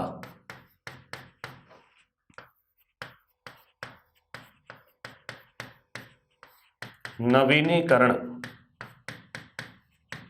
किया गया। क्लियर है। तो ध्यान रखिएगा, समस्या समाधान विधि, जिसे अंग्रेजी में हम प्रॉब्लम सॉल्विंग मेथड भी कहते हैं, इसके जनक हैं सुकरात और सेंट थॉमस।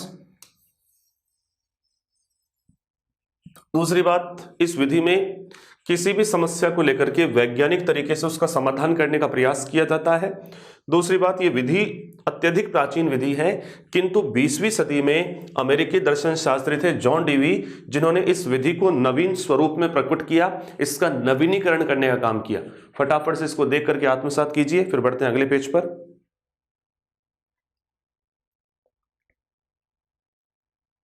चलिए जी,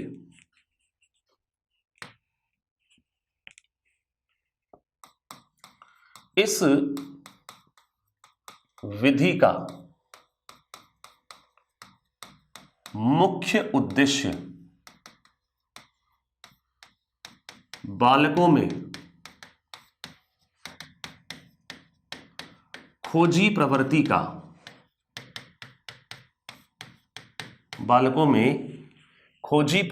का विकास करना है, ताकि वह भविष्य में आने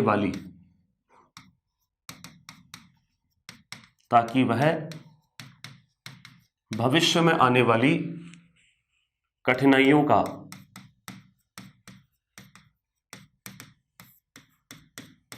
या समस्याओं का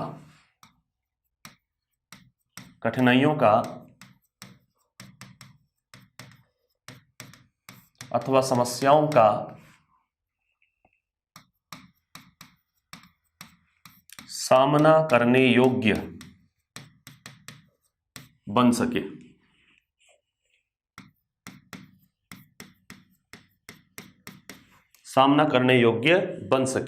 ये बात ध्यान रखिएगा विद्यार्थी मित्रों। मतलब इस विधि का मुख्य उद्देश्य यह है कि बालक कैसा बने, खोजी प्रवृत्ति का बने, और उस खोजी प्रवृत्ति के विकास से वो भविष्य में आने वाली कोई भी प्रकार की कैसी भी समस्या हो उसका समाधान भी कर सके और उसका सामना करने की कैपेबिलिटी अपने अंदर डेवलप कर सके।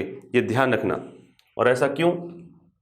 वैसा इसलिए क्योंकि सुकरात का मानना है कि बालक के जन्म के साथ ही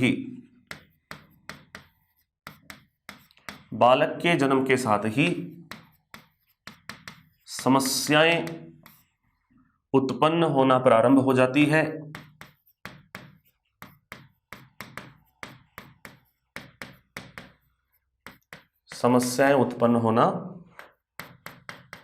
हो जाती है। तथा जैसे जैसे बालक बड़ा होता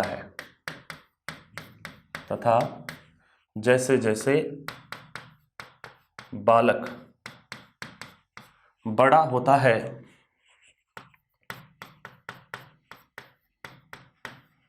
उसकी समस्याएं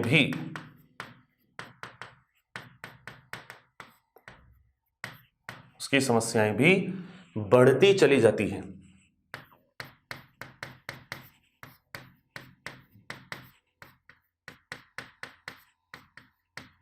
तो बात सही कह रहे हैं सुकरात कि साहब, जैसे ही बालक ने जन्म लिया उसके जन्म लेने के साथ ही समस्याएं आना प्रारंभ हो जाती है, और जैसे जैसे बालक बड़ा होता जाता है उसकी समस्याओं का स्तर बढ़ता ही जाता है। बिल्कुल सही कह रहे हैं साहब। फटाफट से इसको देख लीजिए, आत्मसात कीजिए, फिर आगे बढ़ते हैं।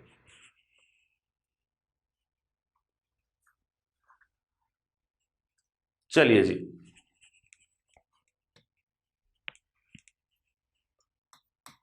अतः हमें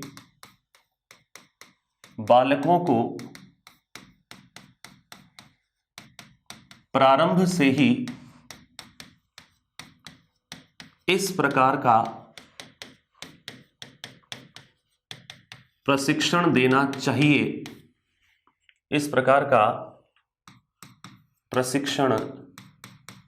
देना चाहिए कि वह भविष्य में आने वाली समस्याओं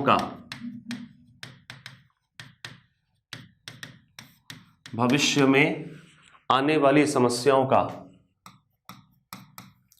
सामना करे तथा स्वयं ही उनका समाधान भी कर सके। क्लियर है?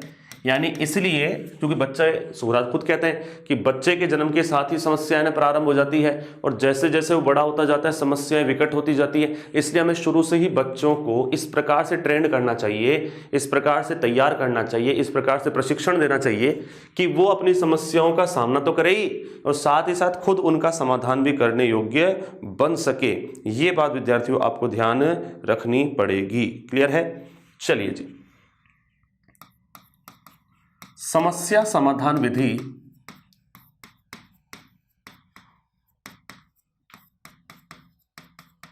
कुल 5 सिद्धांतों पर आधारित है। समस्या समाधान विधि कुछ, या कि हम कह सकते हैं टोटल 5 सिद्धांतों पर आधारित है। यानी कि ये जो मेथड है ये 5 सिद्धांतों पर बेस्ड है, अकेला मेथड नहीं है। और वो कौन कौन से हैं? तो नंबर 1,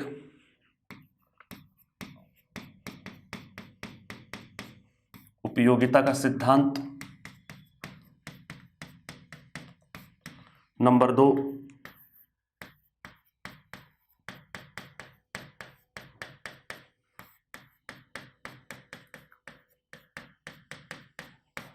सामाजिकता का सिद्धांत।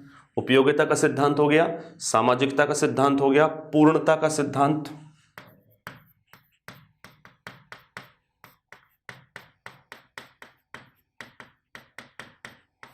नंबर 4, मनोवैज्ञानिकता का सिद्धांत। 4 हो गए। उपयोगिता का सिद्धांत हो गया, सामाजिकता का सिद्धांत हो गया, पूर्णता का सिद्धांत हो गया, मनोवैज्ञानिकता का सिद्धांत हो गया और लास्ट है क्रियाशीलता का सिद्धांत।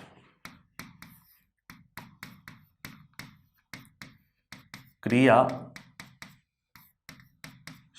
का सिद्धांत।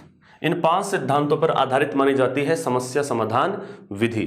फटाफट से इसको देख लीजिए, फिर बढ़ते हैं अगले पेज पर।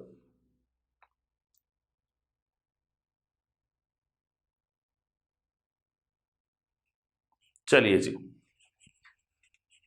अब एक बात ध्यान रखना, एक सितारा बिंदु यहां पर बता रहा हूं कि इस विधि का मुख्य सिद्धांत स्वयं खोज करो व सीखो है। मतलब खुद खोज करो और खुद सीखो, क्रियाशीलता मुख्य सिद्धांत के रूप में निकल के आती है। फटाफट से इसको आत्मसात कीजिए, फिर बढ़ते हैं अगले पेज पर।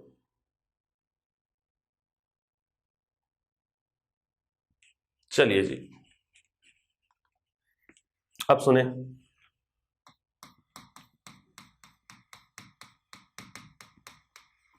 एनसीएफ 2005 के अंतर्गत समस्या समाधान विधि को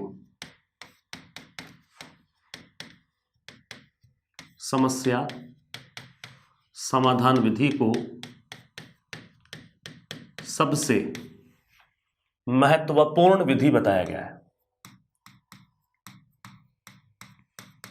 सबसे महत्वपूर्ण विधि बताया गया है। क्लियर है ना? तो एनसीएफ 2005 जो कहता है कि समस्या समाधान विधि जो है वो सबसे बेस्ट मेथड है, सबसे इंपॉर्टेंट मेथड माना गया है। याद रहेगी बात। अगली चीज, समस्या समाधान विधि कुल 3 विधियों का मिश्रण मानी जाती है। कुल 3 विधियों का मिश्रण मानी जाती है। कितनी विधियों का मिश्रण मानी जाती है? 3 विधियों का मिश्रण मानी जाती है, जिसमें नंबर 1 पर है विश्लेषण विधि,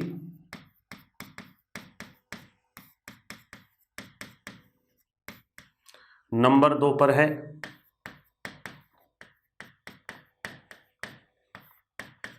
संश्लेषण विधि और नंबर 3 पर है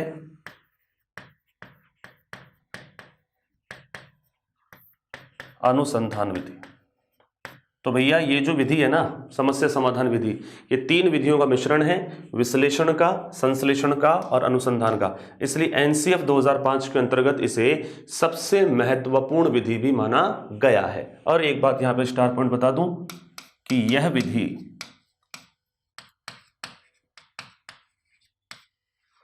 समवाय के सिद्धांत पर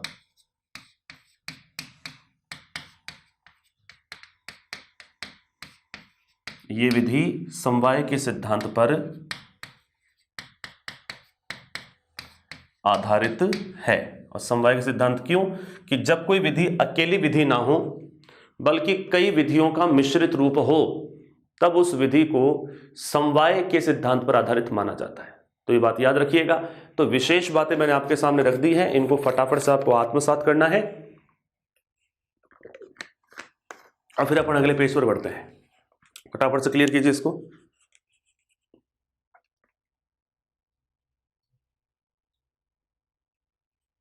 चलिए जी, अब साहब ये जो समस्या समाधान विधि है,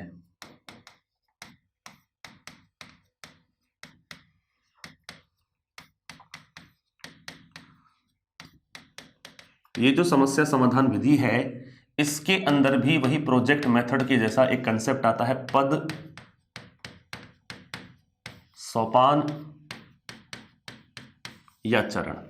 तो साहब समस्या समाधान विधि के अंतर्गत कौन कौन से पद या सोपान या चरण आते हैं? तो इसके पद सोपानों की और चरण की बात करें तो सबसे पहला पद आता है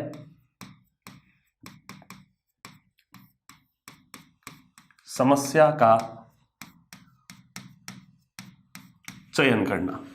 मतलब जिस समस्या के ऊपर कार्य करना है सबसे पहले उसका चयन किया जाता है, उसके बाद में समस्या का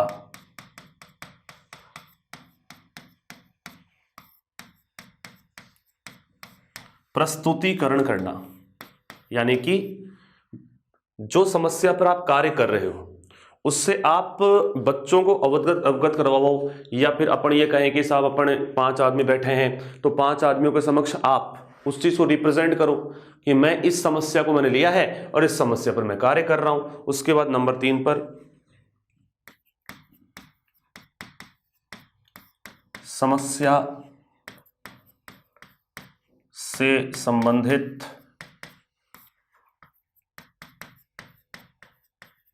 परिकल्पना का निर्माण। क्लियर है? यानी कि समस्या से संबंधित परिकल्पनाओं का निर्माण करना पड़ता है, हाइपोथेसिस बनानी पड़ती है। उसके बाद में नंबर 4 पे आंकड़ों का संकलन, आंकड़ों का संकलन कर लो या संग्रहण कर सकते हैं कि जो जो भी डाटा जिससे हमारी समस्या सॉल्व हो सकती है उनको इकट्ठा करना हमारा चौथा स्टेप माना जाएगा। इसके बाद में आंकड़ों का विश्लेषण,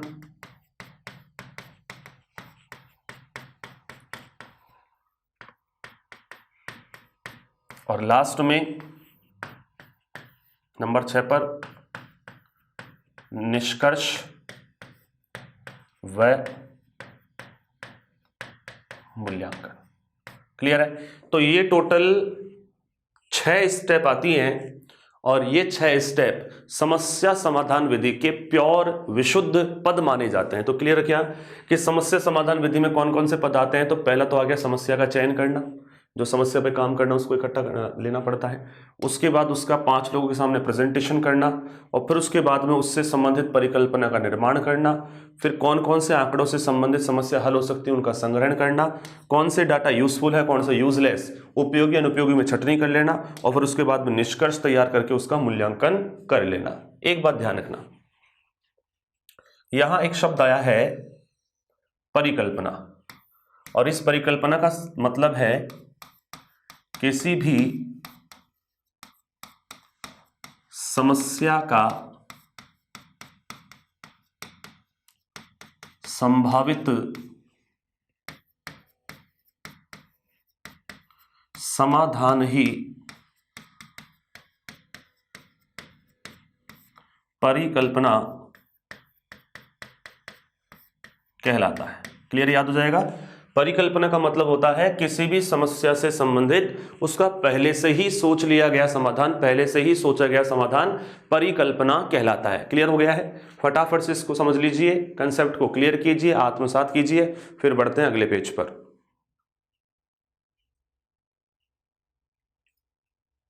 चलिए जी, अब कुछ क्वालिटीज की बात कर ली जाए तो ध्यान दें कि समस्या समाधान विधि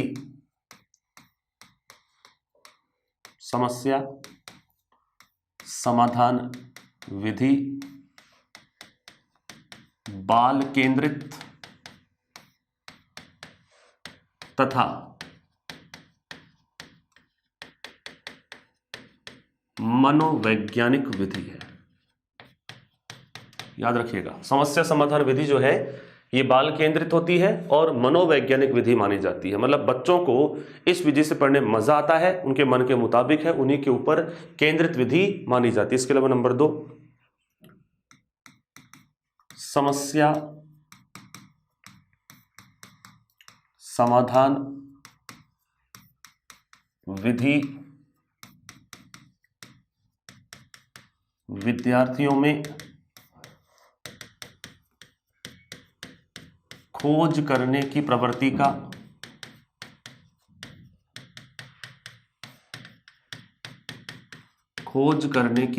का विकास करती है। खोज करने की प्रवृत्ति का क्या करती है? विकास करती है। मतलब बच्चा खुद खोज करके सीखेगा और फिर अपनी समस्याओं को झेलने के लिए काबिल बनेगा। ठीक है ना। इसके अलावा यह विधि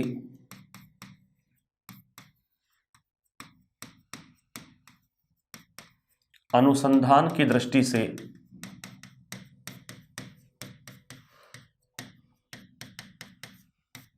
उपयोगी विधि है। मतलब कहीं ना कहीं इस विधि में हमें क्या दिखाई देता है? अनुसंधान, रिसर्च होता हुआ नजर आता है, क्योंकि ये विधि अनुसंधान के नजरिए को डेवलप करती है, वैज्ञानिकता का दृष्टिकोण का सूत्रपात करती है, वैज्ञानिक दृष्टिकोण हमारे अंदर पैदा करती है। तो कहीं ना कहीं अनुसंधान की दृष्टि से विधि क्या मान ली जाएगी? बहुत ही इंपॉर्टेंट मेथड मान ली जाएगी। इसके अलावा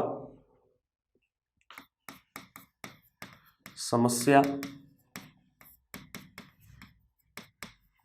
समाधान विधि के प्रयोग से विद्यार्थियों के मनोबल में वृद्धि होती है।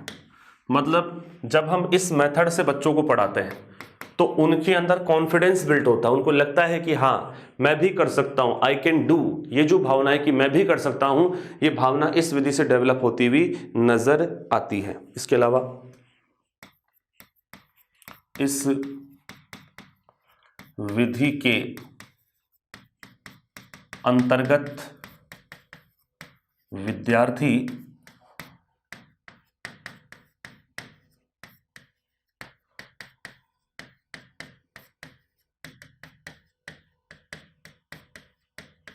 सक्रिय भूमिका में रहता है, मतलब एक्टिव बने रहते हैं वो। ऐसा नहीं कि साहब टीचर ही टीचर करे जा रहा है, बच्चा कुछ नहीं साहब, टीचर तो है ही एक्टिव, बच्चा भी इस विधि में एक्टिव बना रहता है। ये खास बात इस विधि की देखी जा सकती है। ठीक है ना। इसके अलावा यह एक वैज्ञानिक विधि मानी जाती है। कैसी विधि मानी जाती है? ये वैज्ञानिक विधि मानी जाती है, मतलब इसके अंदर साइंटिफिक एप्टीट्यूड दिखाई देता है। इसके अलावा इस विधि के द्वारा विद्यार्थी अपनी समस्याओं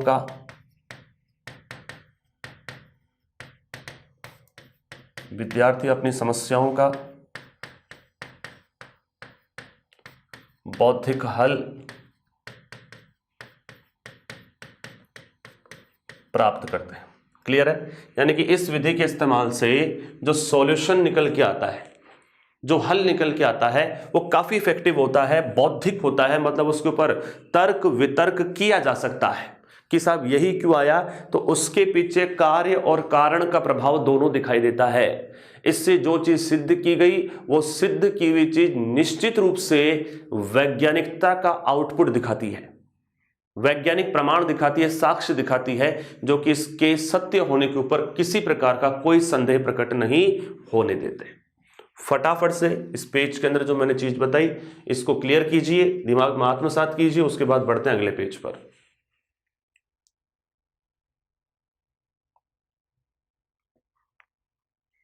चलिए जी,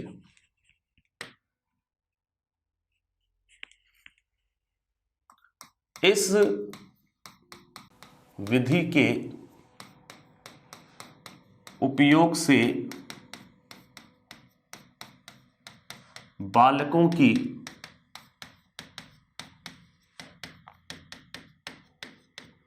मानसिक शक्तियों का विकास होता है।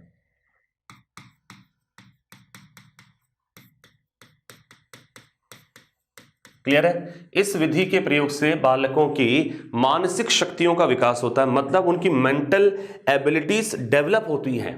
तर्क करना, चिंतन करना, स्मरण करना, प्रत्यास्मरण करना, प्रत्याभिज्ञान करना, वाद विवाद करना, समस्या का बौद्धिक हल प्राप्त करना, इन सभी योग्यताओं का विकास कहीं ना कहीं इस विधि के माध्यम से आसानी से हो जाता है। इसके अलावा यह विधि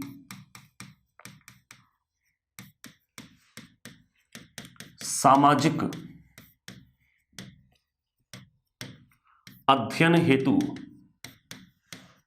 उपयोगी व श्रेष्ठ विधि मानी जाती है। उपयोगी व श्रेष्ठ विधि मानी जाती है। यानी कि अगर आप एसएसटी के सब्जेक्ट के स्टूडेंट्स हैं, जैसे कि आप हैं और मैं पढ़ा भी एसएसटी के मेथड ही रहा हूं, तो जो एसएसटी के स्टूडेंट्स हैं उनको एसएसटी की टीचिंग कराने के लिए सबसे बेस्ट जो साहब माना जाता है, मेथड माना जाता है, वो कौन सा माना जाता है? अपने प्रॉब्लम सॉल्विंग मेथड को माना जाता है। अब साहब यहां पर आकर के हम ये कह सकते हैं कि साहब ये मेथड जो है इसमें काफी क्वालिटीज हैं, लेकिन क्वालिटीज होने के साथ साथ इस विधि में कुछ दोष भी होते हैं। विद्यार्थी मित्रों, इस विधि में कुछ दोष भी होते हैं जिनका पता होना हमारे लिए काफी आवश्यक है। और वो कौन कौन से होते हैं? तो जैसे कि मैं आपको बताना चाहूंगा कि साहब ये जो समस्या समाधान विधि के दोष हैं, उन दोषों में अगर हम सबसे पहले दोष की चर्चा करें तो वो ये है कि इस विधि के अंतर्गत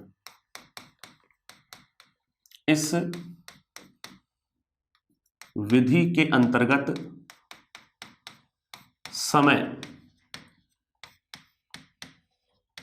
बहुत अधिक व्यय होता है।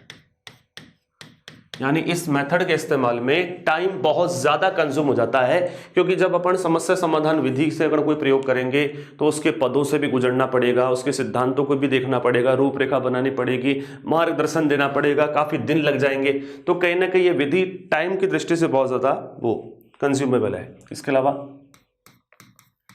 कमजोर व मंदबुद्धि बालकों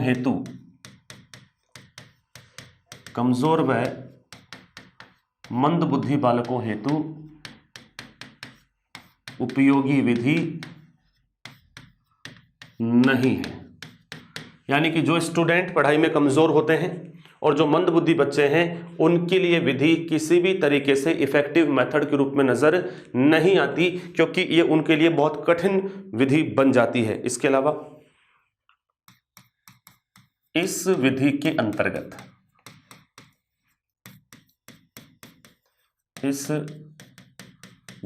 अंतर्गत समस्या को परिभाषित करना काफी कठिन होता है।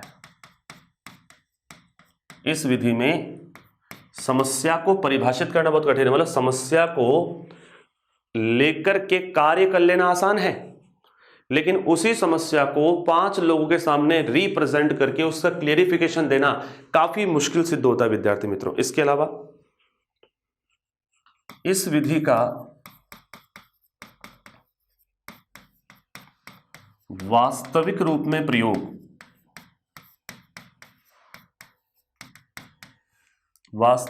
प्रयोग संभव नहीं हो पाता, यानी कि ये विधि वास्तविक रूप से प्रयोग में लाई नहीं जा सकती। ये आपको विशेष बात इसमें ध्यान रखनी है। इसके अलावा संपूर्ण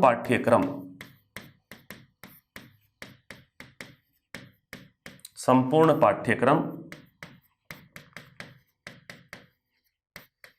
इस विधि के द्वारा संभव नहीं है, यानी कि पूरा सिलेबस इस मेथड के द्वारा करवाया नहीं जा सकता। यह इस विधि का एक अहम दोष विद्यार्थी मित्रों माना जा सकता है। इसके अलावा इस विधि के अंतर्गत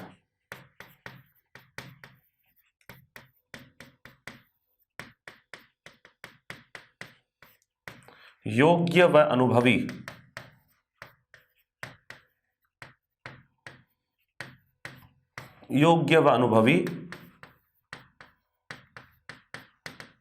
शिक्षकों की आवश्यकता होती है, यानी कि कोई ऐरा गैरा नत्थु गैरा आकर के इस मेथड का इस्तेमाल नहीं कर सकता। इस मेथड के इस्तेमाल करने के लिए योग्य टीचर का होना परम आवश्यक है, अनुभवी शिक्षक का होना बहुत जरूरी है, तब जाकर के ही इस मेथड का कहीं ना कहीं यूटिलाइजेशन हो सकेगा, उपयोग हो सकेगा। इसके अलावा इस विधि द्वारा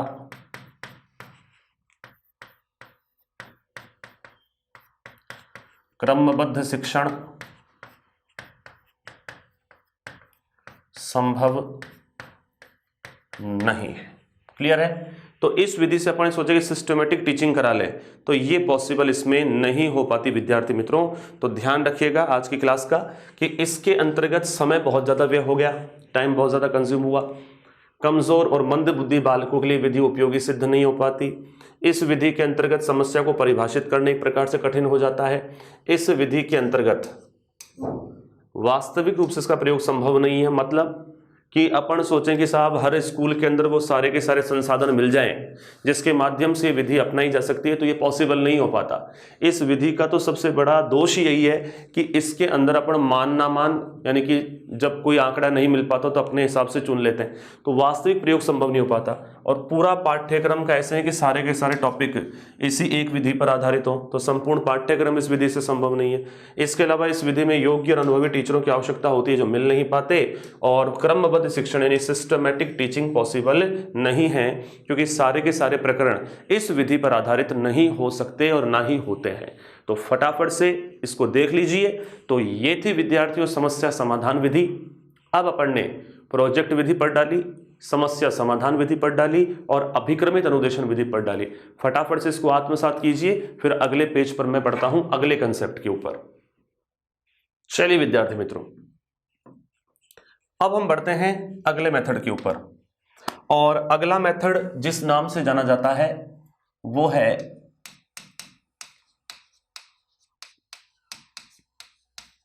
समाजीकृत अभिव्यक्ति विधि। क्लियर है? अगला कंसेप्ट है समाजीकृत अभिव्यक्ति विधि। अब ये समाजीकृत अभिव्यक्ति विधि क्या होती है, पहले तो ये समझो। सामाजिक अध्ययन की एक महत्वपूर्ण विधि है और विशेष रूप से ये एक ऐसा मेथड है जिसमें छात्रों के सहयोग के लिए अधिक अवसर मिलते हैं। तो इसमें लिख देता हूं, यह विधि सामाजिक अध्ययन के अंतर्गत आने वाली, सामाजिक अध्ययन के अंतर्गत आने वाली महत्वपूर्ण विधि है, या महत्वपूर्ण विधियों में से एक है। ये डायरेक्ट लिख देता हूं, महत्वपूर्ण विधि है। ये ध्यान रखना कि ये सोशल स्टडीज के अंदर ही ज्यादा इस्तेमाल की जाने वाला मेथड है, एक इंपॉर्टेंट मेथड है, ठीक है ना। इसके अलावा इस विधि के अंतर्गत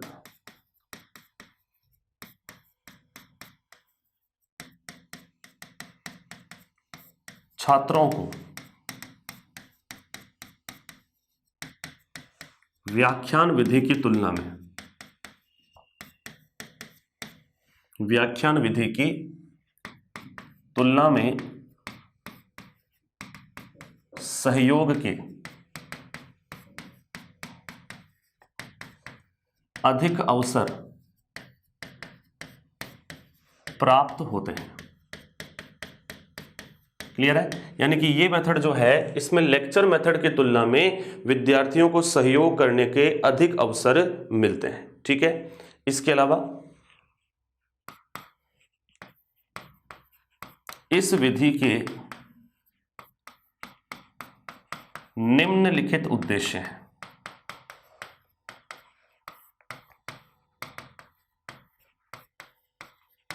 इस विधि के निम्नलिखित उद्देश्य, मतलब कई उद्देश्य हैं इस विधि के, जैसे कि नंबर 1, विद्यार्थियों में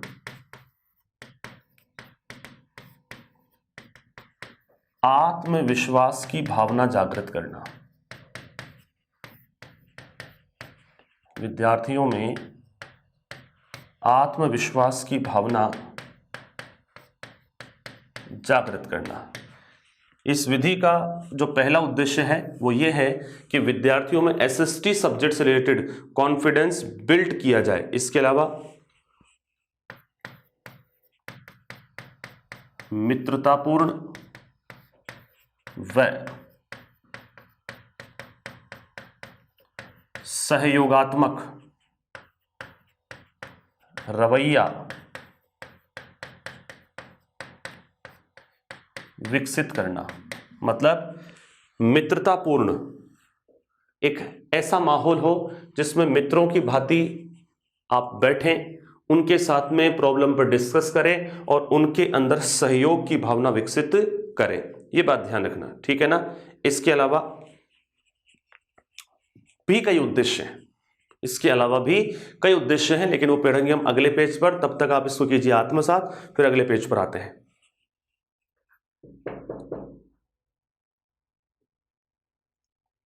चलिए जी, तीसरा है विद्यार्थियों में स्पष्ट गहन व स्वतंत्र चिंतन की भावना, स्वतंत्र चिंतन की भावना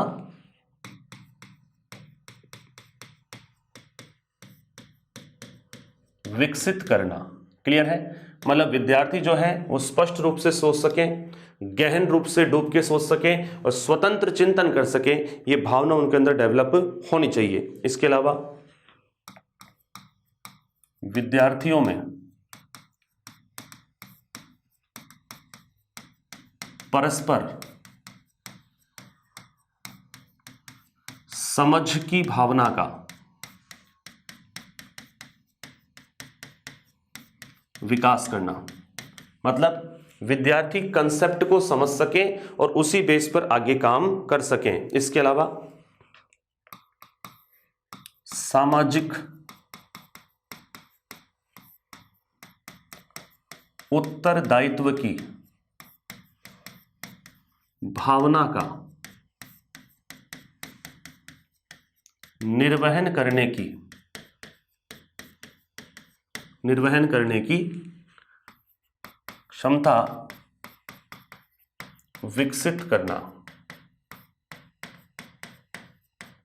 यानी कि विद्यार्थी जो है वो सामाजिक उत्तरदायित्व समझ सके, अपनी सोशल रेस्पॉन्सिबिलिटी समझ सके और उस आधार पर आगे जाकर के उसका बेसिक कंसेप्ट तैयार हो और वो आगे जाकर के समाज के अंदर अपनी सामाजिकता का निर्वहन करने योग्य बन सके। ये भी इस विधि का एक मुख्य उद्देश्य है। फटाफट से इस उद्देश्य को, कंसेप्ट को क्लियर कीजिए, फिर 2 बातें आपसे करूंगा।